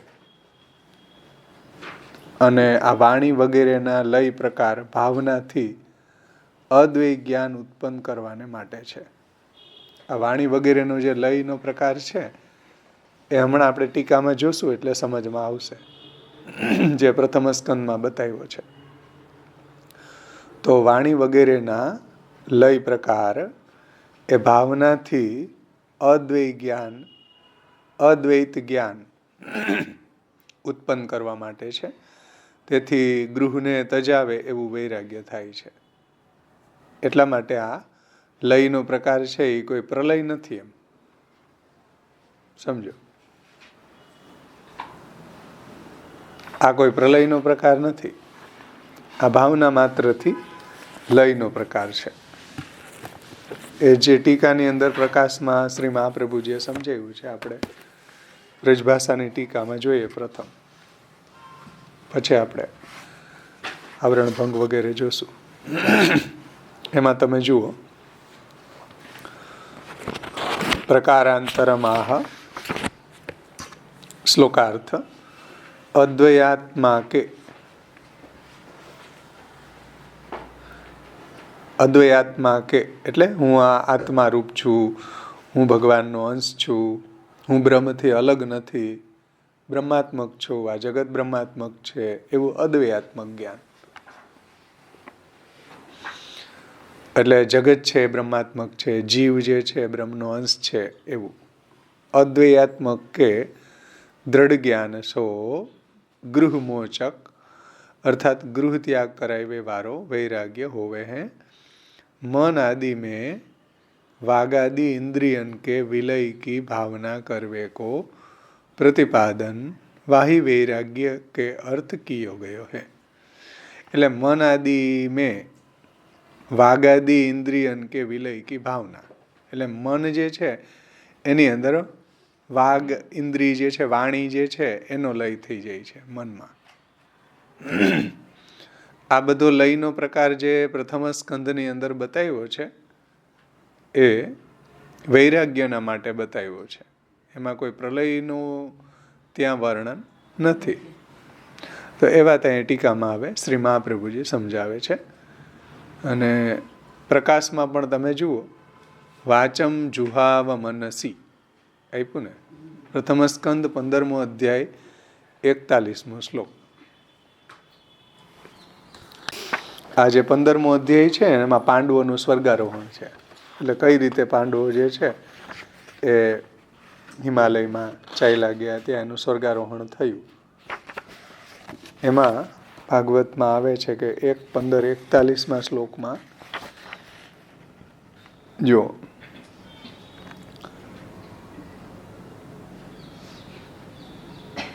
બધા જે ઘરેણાઓ છે, કપડાઓ છે, એને તેજી દીધા હતા જ્યારે સ્વર્ગારોહણમાં નીકળી ગયા પાંચે પાંડવો દ્રૌપદી સાથે.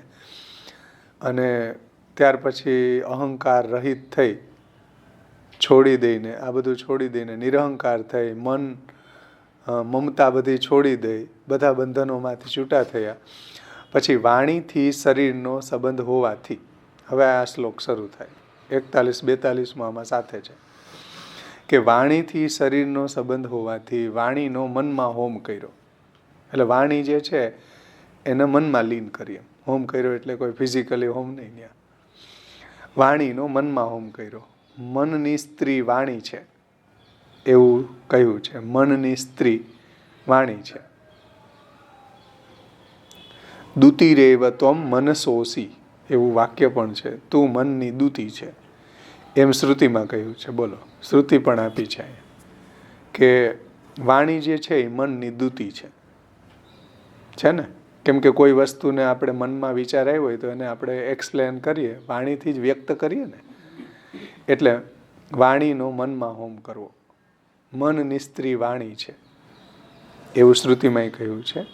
એ વાણીનો મનમાં હોમ કરવો, મનનો પ્રાણમાં હોમ કરવો, પ્રાણનો અપાનમાં હોમ કરવો, અપાનનો મૃત્યુમાં હોમ કરવો, મૃત્યુનો ઉત્સર્ગમાં હોમ કર્યો. આ ઉત્સર્ગ તથા મૃત્યુનો હોમ 5 મહાભૂતોમાં કર્યો. 5 મહાભૂતોને 3 ગુણોમાં હોમ્યા અને 3 ગુણોને પ્રકૃતિમાં હોમીને, પ્રકૃતિને પુરુષ રૂપ આત્મામાં હોમીને, પુરુષને સર્વકાલ વગેરેના નિયામક અક્ષરમાં હોમી દીધો. આપણે જોયું હતું ને, કાલ, કર્મ, સ્વભાવ, પ્રકૃતિ, પુરુષ, આ બધું અક્ષરમાંથી પ્રગટ થયું ને. પછી એમાંથી મહત થયું પ્રકૃતિમાંથી. તો જે રીતના બધું કાર્યના રૂપમાં પ્રગટ થયું હતું 1 by 1, એવી રીતના રિવર્સ પ્રક્રિયામાં પાછું એમાં લય થતું જાય એમ છે ને. અહીંયા જુઓ, 5 મહાભૂતનો 3 ગુણમાં, 3 ગુણોનો પ્રકૃતિમાં, પ્રકૃતિમાં હોમીને પ્રકૃતિનો પુરુષ રૂપ, પ્રકૃતિને પુરુષ રૂપ આત્મામાં હોમીને, પુરુષને સર્વકાલ વગેરેના નિયામક અક્ષર બ્રહ્મ હોમ કર્યું. અક્ષર બ્રહ્મ છેલ્લે સમય છે એમ. આ રીતનું ત્યાં વર્ણન છે. મહાપ્રભુજી આ વાતને સમજાવવા માંગે છે અહીંયા. 1:15-41. હવે આપણે શ્લોકની ટીકા વાંચશું. સમજમાં આવ્યું કઈ રીતના હોમનો પ્રકાર છે? અહીંયા પ્રલયનો પ્રકાર નથી, પણ પાંડવો કઈ રીતના એની ઇન્દ્રિયોનો હોમ કર્યો અને કઈ રીતે સ્વર્ગારોહણ કર્યું એ વાત ત્યાં છે. તો ત્યાં કોઈ નાશની કે પ્રલયની વાત નથી. સમજમાં આવી ને? જ્યાં જ્યાં ભાગવતમાં આવા લયના ભાવનાત્મક લયના પ્રકારો બતાવ્યા છે એને મહાપ્રભુજી અહીંયા સમજાવે છે કે ભાઈ અહીંયા કોઈ પ્રલયની વાત નથી. પ્રલય તો 3 જ છે: કાલકૃત, દ્રવ્યકૃત અને ગુણકૃત. એ સિવાય આ બધા જે ભાગવત વગેરેના અધ્યાયો છે, શ્લોકો છે, એની અંદરથી તમે આ જગત મિથ્યા છે કે આ બધું એનો જુઓ લય બતાવ્યો છે, પ્રલય બતાવ્યો છે, એવું તમે ત્યાંથી કોઈ ઓબ્જેક્શન ઉઠાવી ન શકે મહાપ્રભુજીની વાતમાં. એટલે મહાપ્રભુજી પહેલાં જ આ બધાના ખુલાસા કરી દે છે. જુઓ હવે આપણે ટીકા જોઈએ બ્રજ ભાષા. જૈસે कीड़ा भृंग की भावना करते करते भृंगी होई जावे है. है ने? કીડો છે ભમરીની ભાવના કરતો કરતો એ ભ્રમર રૂપ બની જાય. એને આપણે કીટ ભ્રમર ન્યાય કહીએ. જોયું ને બધાએ ભ્રમરી? પેલું હા, એલું માટીનું બનાવે ને ભમરી, પછી એની અંદર કીડાને પૂરી દે, ઈયળને પૂરી દે, પછી એમાંથી આવીને એની આર મારતી હોય તો એનું ઓલું સ્મરણ કરે, એ ભ્રમરી બની જાય એમાંથી નીકળે ત્યારે. હા, એને કીટ ભ્રમર ન્યાય કહેવાય. તો એમાં શું થયું? એની ઇન્દ્રિયોનો લય થઈ ગયો ને, ભાવના માત્રથી એની ઇન્દ્રિયો બદલાઈ, લય થઈ ગયો. પણ જે કીડો જીવ છે એ તો ઈ નહીં રહ્યો. તો જૈસે कीड़ा भ्रमरी की भावना करते करते भृंगी होई जावे है, એટલે ભ્રમર હોઈ જાવે है. या न्याय सो यानी कि कीट भ्रमर न्याय सो भावना सो पहले रूप को तो त्याग नहीं होय, अपितु वाही पदार्थन को अन्य रूप होई जावे है. એટલે પહેલા જે એનું રૂપ હતું એનો ત્યાગ નથી થતો એમ. ઈ નહીં, જે કીડો છે એ જ ભમરી બની જાય એમ. કોઈ અલગ ભમરી ત્યાં આવતી નથી. સમજમાં આવ્યું ને? ઈ ને ઈ કીડો ત્યાં ભ્રમર રૂપ બની જાય છે.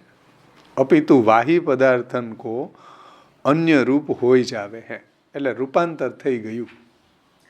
સમજમાં આવ્યું? એ જે કીડો હતો એનું ભ્રમરીમાં રૂપાંતર થયું, નાશ થયો નથી. સમજમાં આવે? જેમ તમે બી વાવો માંડવીના તો કેમ છોડના રૂપમાં એનું રૂપાંતર થાય, પછી બી દેખાય નહીં, એ છોડ બની જાય, રૂપાંતર થઈ ગયું ને. એવી રીતના અહીંયા જે કીડો હતો એનું ભ્રમરીમાં રૂપાંતર થઈ જાય છે.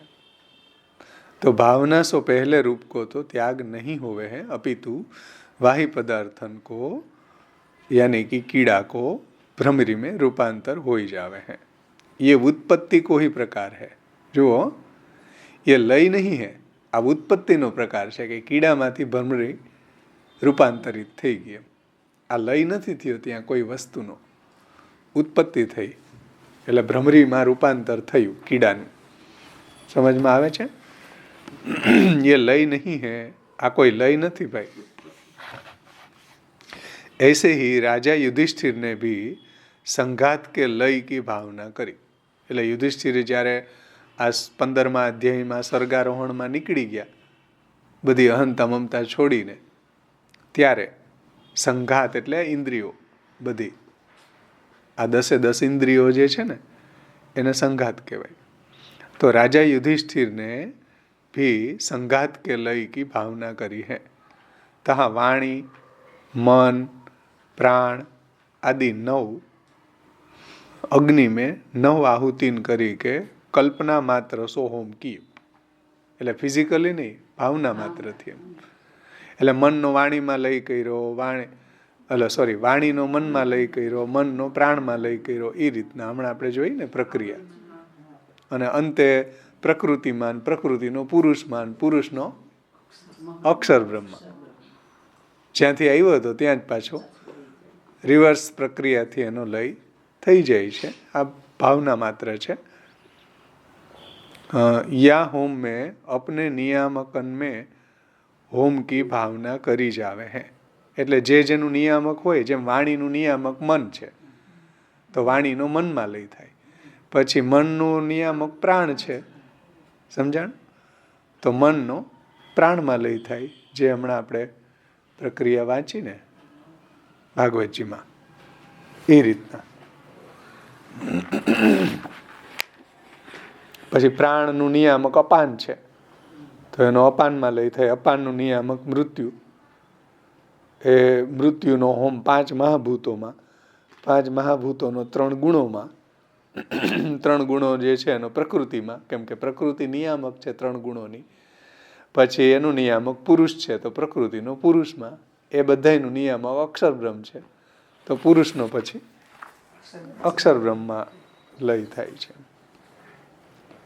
याही होम में अपने नियामकन में होम की भावना करी जावे है. जैसे वाणी को होम मन में कियो जावे है, क्योंकि वाणी मन के अधीन है. मन को होम प्राण में कियो जावे है, क्योंकि प्राण बंधनम ही सौम्यम मनः. એવું છાંદોગ્ય ઉપનિષદમાં કહ્યું છે. या श्रुति में मन को प्राण के अधीन लिख्यो है. એટલે મનનો હોમ પ્રાણમાં કરે છે. इत्यादि प्रकार को भी अद्वय ज्ञान दृढ़ होवे हैं. वासो वैराग्य को संन्यास में उपयोग होवे है. એટલે આવો અદ્વૈત જ્ઞાન જ્યારે થાય એનાથી શું થાય? વૈરાગ્ય થાય. અને વૈરાગ્ય જે છે એનો ઉપયોગ સંન્યાસમાં છે. રાજાને સંન્યાસ કી સિદ્ધિ કે અર્થ, રાજા એટલે યુધિષ્ઠિરજી, પાંડવો, રાજાને સંન્યાસ કી સિદ્ધિ કે અર્થ ही ऐसी ભાવના કરી હતી. યાસોએ નિશ્ચય ભયો કે આ રૂપાંતર છે, આ કોઈ પ્રલય નથી, કોઈ લય નથી. આ સમજમાં ને? આ ભાવનાત્મક લય છે.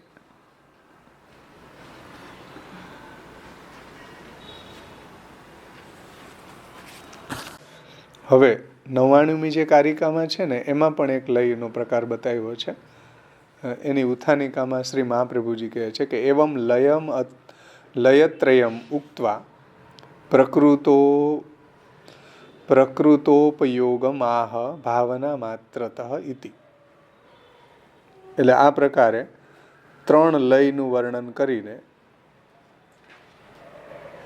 3 લયનું વર્ણન કરીને લયત્રયમ ઉક્ત્વા, આ પ્રકારે 3 લયનું વર્ણન કરીને તેઓના પ્રકૃત પ્રસંગમાં, પ્રકૃતોપયોગ એટલે જે પ્રસંગ ચાલી રહ્યો છે લયનો, એ પ્રકૃત પ્રસંગમાં, પ્રકૃત એટલે જે ચાલી રહ્યો છે પ્રસંગ, એમાં એનો ઉપયોગમાં એનો ઉપયોગ બતાવે છે. આજે 3 લયનો વર્ણન કર્યું શ્રી આચાર્ય ચરણોએ, એનો જે પ્રસંગ ચાલી રહ્યો છે લયનો એમાં એનો ઉપયોગ બતાવે છે. એ શ્રી મહાપ્રભુજી 99મી કારિકામાં સમજાવે છે કે ભાવના માત્ર તો ભાવ્યા નહીં સર્વાત્મના લય મનો માત્રત્વ કથનમ તદર્થમ જગત ક્વચિત. અન્વય આપણે જોઈ લે 99મી કારિકાનો. ભાવના માત્ર તો ભાવ્યા નહીં સર્વાત્મના લય મનો માત્રત્વ કથનમ તદર્થમ જગત ક્વચિત. ભાવના માત્રતઃ ભાવ્યા એટલે ભાવના માત્રથી ભાવના યોગ્ય છે. ભાવના માત્ર તો ભાવ્યા, ભાવના માત્રથી ભાવના યોગ્ય છે.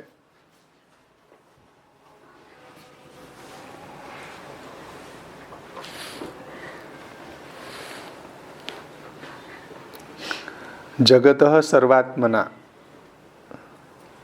એટલે કાલથી જેવો જગતનો લય થાય છે તેવો નહીં લય, એ કીધું નહીં સર્વાત્મના લય. જગત સર્વાત્મના નહીં લય એ રીતે અન્વય છે. ભાવના માત્ર તો ભાવ્યા, પછી નહીં સર્વાત્મના લય. એટલે આ જે લય બતાવ્યા છે એ ભાવના માત્રથી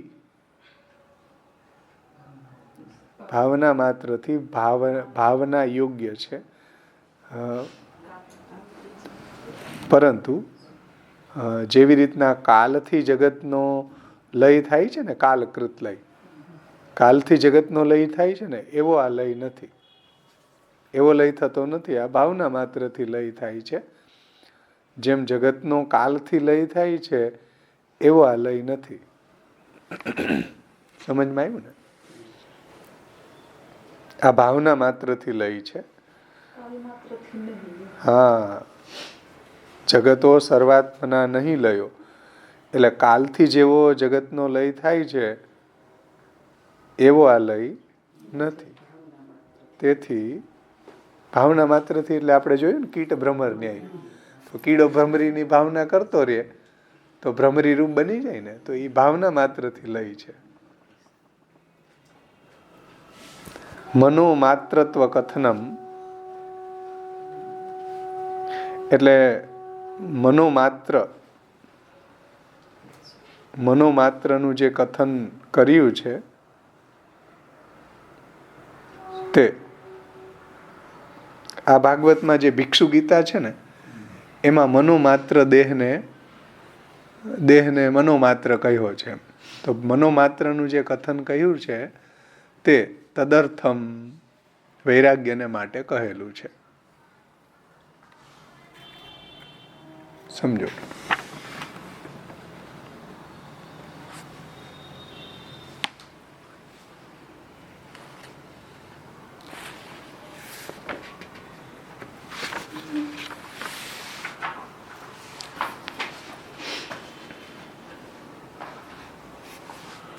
એટલે કોઈ જગ્યાએ દેહ વગેરેને મનોમાત્ર કહ્યું છે એમ. એટલે આ મનોમાત્ર છે, આ બધું મિથ્યા છે, એવું ક્યાંય જોવા મળે છે ને, એ શા માટે કહ્યું છે? વૈરાગ્યાર્થમ, વૈરાગ્યને માટે કહ્યું છે. હકીકતમાં એ મનોમાત્ર છે, મિથ્યા છે એવું કહેવાનું તાત્પર્ય ત્યાં નથી. મિથ્યાત્વ કહેવાનું તાત્પર્ય નથી, પરંતુ એને વૈરાગ્ય માટે કહ્યું છે. પુરાણોની અંદર કોઈ જગ્યાએ આ બધું મનોમાત્ર છે, બધું મિથ્યા છે, આવા બધા જે શબ્દો જોવા મળે છે એ વૈરાગ્ય માટે કહ્યા છે. કોઈ હકીકતમાં મિથ્યા નથી, હકીકતમાં એ મનોમાત્ર નથી એમ. ઉપરયુક્ત, હવે જો વ્રજ ભાષામાં શ્લોકનો અર્થ બધાને સમજાઈ ગયો હશે. 99મા શ્લોકમાં તમામ લયો ભાવના માત્રથી ભાવ્ય છે, પરંતુ સર્વ પ્રકારે પ્રપંચનો લય નથી થતો. નહીં સર્વાત્મના લય છે ને, પરંતુ સર્વ પ્રકારે પ્રપંચનો લય નથી. અને મનોમાત્રત્વ કથનમ વૈરાગ્યાર્થમ તદર્થમ જગત ક્વચિત. એટલે વૈરાગ્યને માટે કોઈ ઠેકાણે જગત અથવા તો દેહનું મનોમાત્રત્વ કહ્યું છે કે આ જગત છે, આ દેહ છે, એ કેવો છે? મનોમાત્ર છે, મિથ્યા છે. આવું જે કોઈ જગ્યાએ પુરાણોમાં કહ્યું છે એ શા માટે? વૈરાગ્ય માટે કહેલું છે. ચલો હવે આપણે વ્રજ ભાષામાં જોઈ લે ટીકા. उपरयुक्त तीनों लय भावना मात्र सो वैराग्य की सिद्धि के अर्थ करने योग्य है.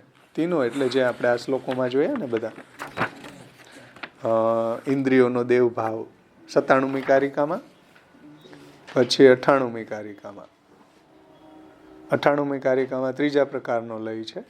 97મી કારિકામાં બે પ્રકારના લય બતાવ્યા છે. જુઓ, એક ગોવિંદની સેવાથી અને એક આસન્ય પ્રાણની ઉપાસનાથી ઇન્દ્રિયોમાં જે દેવભાવ થાય છે ને, તો બે પ્રકારના લય ત્યાં બતાવ્યા 97મી કારિકામાં. અને 98મી કારિકામાં જે વાણીનો લય મનમાં કરવો, મનનો પ્રાણમાં, એ જે પ્રકાર બતાવ્યો ને એ ત્રીજો પ્રકાર. તો આ રીતે 3 પ્રકાર બતાવ્યા. સમજમાં આવ્યું? લયના 3 પ્રકારો બતાવ્યા ને, 98, 97 અને 98મી કારિકામાં. 97માં 2 પ્રકાર ને 98માં 1 પ્રકાર. तो उपरयुक्त तीनों लय भावना मात्र सो वैराग्य की सिद्धि के अर्थ करने योग्य है। એટલે ભાવના માત્રથી એ લય કહ્યા છે, વૈરાગ્યાર્થ કહ્યા છે, કોઈ ફિઝિકલી લય નથી, समझो। भावना मात्र सो वैराग्य की सिद्धि के अर्थ करने योग्य है। काल आदि द्वारा प्रपंच को जा प्रकार लय होवे हैं, वा प्रकार को प्रपंच को लय इनको नहीं समझनो। એટલે જેમ કાલ દ્વારા આ પ્રપંચનો લય થાય ને, કે બ્રહ્માજીનું જ્યારે આયુષ્ય પૂરું થાય અને લય થાય ને, કાલકૃત, દ્રવ્યકૃત કે ગુણકૃત, એવા લયના પ્રકારો નથી ભાઈ। જે કાલથી આ જગતનો પ્રલય થાય છે, કે કૃષ્ણને જ્યારે આત્મરમણ કરવાની ઈચ્છા થાય ત્યારે લય થાય। કૃષ્ણસ્તુ આત્મરતો ત્વસ્ય સર્વલયો સુખાવ। જ્યારે ભગવાનને આત્મરમણ કરવાની ઈચ્છા થાય ત્યારે બધા જને પોતાનામાં સમાવી લે। તો એવા આ લયનો પ્રકાર નથી। લય ભાવના માત્રથી છે। काल आदि द्वारा प्रपंच को जा प्रकार लय होवे हैं, वा प्रकार को प्रपंच को लय इनको नहीं समझनो। એટલે પુરાણોમાં જે આ બધા લયના પ્રકારો બતાવ્યા છે ને, એ કોઈ પ્રલયના પ્રકારો નથી, ભાવનાત્મક લયના પ્રકારો છે। કહું કહું वैराग्य मन की शुद्धि, मनः शुद्धि आदि के सिद्ध्यर्थम जगतवा देहादि के मनोमात्र को प्रतिपादन भयो है। એટલે કોઈ કોઈ જગ્યાએ એમ કહ્યું છે કે આ જગત છે એ મનોમાત્ર છે, આ જગત છે એ મિથ્યા છે, આ દેહ છે એ મનોમાત્ર છે, આ દેહ છે એ મિથ્યા છે, આવું કોઈ પુરાણોની અંદર કોઈ કોઈ જગ્યાએ કહેલું છે। એ શા માટે? વૈરાગ્ય માટે કહેવામાં આવ્યું છે, મનની શુદ્ધિ માટે, વૈરાગ્ય માટે કહેવામાં આવ્યું છે। जितने लय के प्रकार है वे भावना मात्र करी के भाव्य है। એટલે ભાવના કરવાની છે। જેમ કીટ ભ્રમર ન્યાય, તો કીડો ભ્રમરીનું ભાવન કરતો કરતો એ ભ્રમરી રૂપ થઈ ગયો ને, એનું નામ ભાવના માત્રથી ભાવ્ય। समझण? जितने लय के प्रकार है वो भावना मात्र करी के भाव्य है। देहादिकन को लय, હવે આ તમે બાબા રામદેવજી કરાવે ને એવી ભાવના, કે તમારી આજુબાજુમાં કાંઈ નથી, તમે તમે એકદમ તમારી અંદર બધી શક્તિઓ આવી રહી છે, તમે આવું ધ્યાન ધરો, મેડિટેશન કરો, કે ને તમે બધાથી અત્યારે અલિપ્ત છો, ને આ બધી શું છે? આ ભાવના જ છે ને, તમને બધાથી અલિપ્ત કરવાની। એટલે તમારો છે ને લય થઈ જાય બધેથી। જ્યાં જ્યાં કનેક્ટ હોય ને તમે સંસારમાં, ઓલી ઉપાધિ એમાંથી તમારો લય થાય। ચાલો હવે તમને એમ લાગે કે ઓહો અમને આમાં બહુ સારું લાગે છે, અમે ફ્રેશ થઈ ગયા, પણ એ ભાવના માત્રથી લય બતાવ્યો છે ને। તમારી જે સંસાર આસક્તિ છે કે મન શુદ્ધિ માટે થાય ને, કે હવે તમે ધ્યાન ધરો, પછી હવે તમે આમ કરો, હવે તમારી અંદર બધી પોઝિટિવ શક્તિઓ અંદર સંક્રાંત થઈ રહી છે, પ્રવેશ કરી રહી છે। હા બોલો બોલો, હા હું તંદુરસ્ત છું, હું સ્વસ્થ છું, બોલો। આ બધી ભાવના જ છે, બોલો। આ ભાવના માત્રથી જ લઈ છે, મનની શુદ્ધિ માટે। એવું જ છે આ પ્રકાર। અહીંયા કઈ જગતનો પ્રલય થોડી છે, તો એ ભાવના કેટલી કેટલી કરાવે જુઓ। શ્રી શ્રી રવિશંકરને જુઓ તમે, મેડિટેશન કરાવે, આવી રીતના ભાવના કરો, આમ કરો। એટલે તમે જે સંસારમાં જે બધા આપણું મન એમાં લાગેલું હોય ને, એમાંથી ખસી જઈને આ બધી ભાવના કરવા લાગી જાય। એવું અહીંયા આ ભાવના માત્રથી લયના પ્રકારો બતાવ્યા છે શાસ્ત્રમાં પણ, વૈરાગ્ય માટે, મનની શુદ્ધિ માટે વગેરે વગેરે। તો जितने लय के प्रकार है वो भावना मात्र करी के भाव्य है। देहादिकन को लय करवे वारो नहीं है, છે ને, એમાં દેહાદિનો કોઈ લય થતો નથી ભાઈ। ऐसे ही जहाँ देहादिकन को मनोमात्रता लिखी है, એટલે કોઈ કોઈ જગ્યાએ દેહમ મનોમાત્રમિમમ ગૃહીત્વા, એકાદશ સ્કંદ 23મો અધ્યાય અને 50મા શ્લોકમાં દેહને મનોમાત્ર કહ્યો છે। જુઓ ઉપર પ્રકાશમાં આપ્યું છે શ્લોક। દેહમ મનો માત્રમ ઇમમ ગૃહીત્વા. એકાદશ સ્કંદ 23મો અધ્યાય 50મો શ્લોક. तो जहाँ जहाँ देहादिकन को मनोमात्रता लिखी है वो भी वैराग्य होइवे के अर्थ ही लिखी है.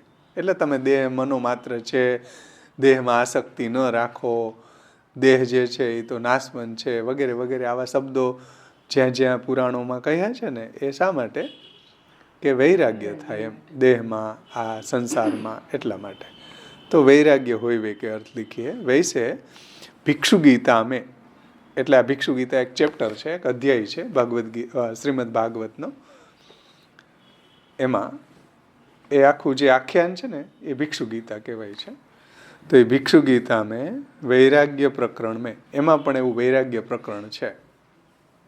બહુ સુંદર પ્રસંગ આપ્યો છે ત્યાં ભિક્ષુ ગીતામાં. એમાં વૈરાગ્ય પ્રકરણ મેં દેહમ મનોમાત્રમ ઇમમ 11, 23, 50 આ શ્લોક મેં લીખી है. એટલે દેહ છે એ મનોમાત્ર છે, મિથ્યા છે, એવું જે વાક્યો આપણને જોવા મળે છે એ શા માટે? વૈરાગ્ય માટે, મનની શુદ્ધિ માટે છે. એટલે અહીંયા કોઈ પ્રલય માની ન લે માયાવાદીઓ, એટલે શ્રી મહાપ્રભુજીએ આ 3 પ્રકારો સમજાવ્યા લયના. શાસ્ત્રમાં વર્ણિત લયના જે ભાવના માત્રથી લયના પ્રકારો વર્ણિત છે એ પ્રલય નથી, લય નથી, એ ભાવના માત્રથી જ છે. માયાવાદીઓ એને લય ન માની લે કે મનોમાત્ર કીધું. જુઓ, અમે જ કહેતા હતા કે જગત મિથ્યા છે, દેહ મિથ્યા છે, કીધું કે નહીં એકાદશ સ્કંદમાં 23મા અધ્યાયના 50મા શ્લોકમાં ભિક્ષુ ગીતામાં કે દેહમ મનોમાત્રમ ઇમમ. તો માયાવાદીઓ એમ કહે ને, તો મહાપ્રભુજી એમ કહે છે કે ભાઈ આ કોઈ મિથ્યા કહેવા માટે કહેલું નથી, આ તો વૈરાગ્ય માટે, મનની શુદ્ધિ માટે, સંસારાસક્તિને દૂર કરવા માટે આ બધું કહ્યું છે. તમે આને જે રેફરન્સ ચાલી રહ્યો હોય ને, જે પ્રકરણ ચાલી રહ્યો હોય ને એ સંદર્ભમાં સમજો. મન ફાવે એવી રીતના ગમે ત્યાંથી ગમે એ વાક્ય ઉઠાવી અને એનો અર્થ ન થઈ શકે કોઈ દિવસ. એવું અહીંયા મહાપ્રભુજીનું તાત્પર્ય છે કે આ બધા જે 3 લયના પ્રકારો બતાવ્યા છે એ પ્રલય નથી, ભાવના માત્રથી લય છે. અહીં સુધી આપણે રાખીએ. કોઈને ન સમજાણું હોય તો પૂછો ભલે.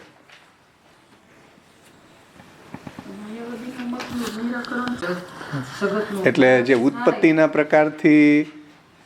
ઉત્પત્તિના પ્રકારથી પરમત નિરાકરણ અને સ્વમત સ્થાપન કર્યું, એવી જ રીતના લયના પ્રકારથી પરમત નિરાકરણ પૂર્વક સ્વમતનું સ્થાપન મહાપ્રભુજીએ કર્યું ઉપસંહારમાં.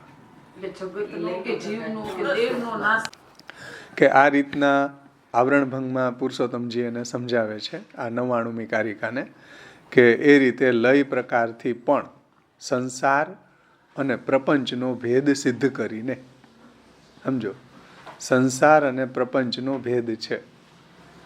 તમે પ્રપંચને સંસાર માનો નહીં.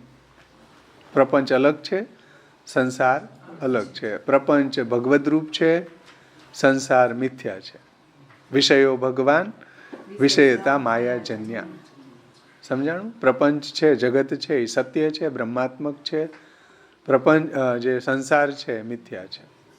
તો એ રીતે લયના પ્રકારથી પણ સંસાર અને પ્રપંચનો ભેદ સિદ્ધ કરીને માયાવાદનું નિરાકરણ આચાર્ય ચરણોએ કર્યું.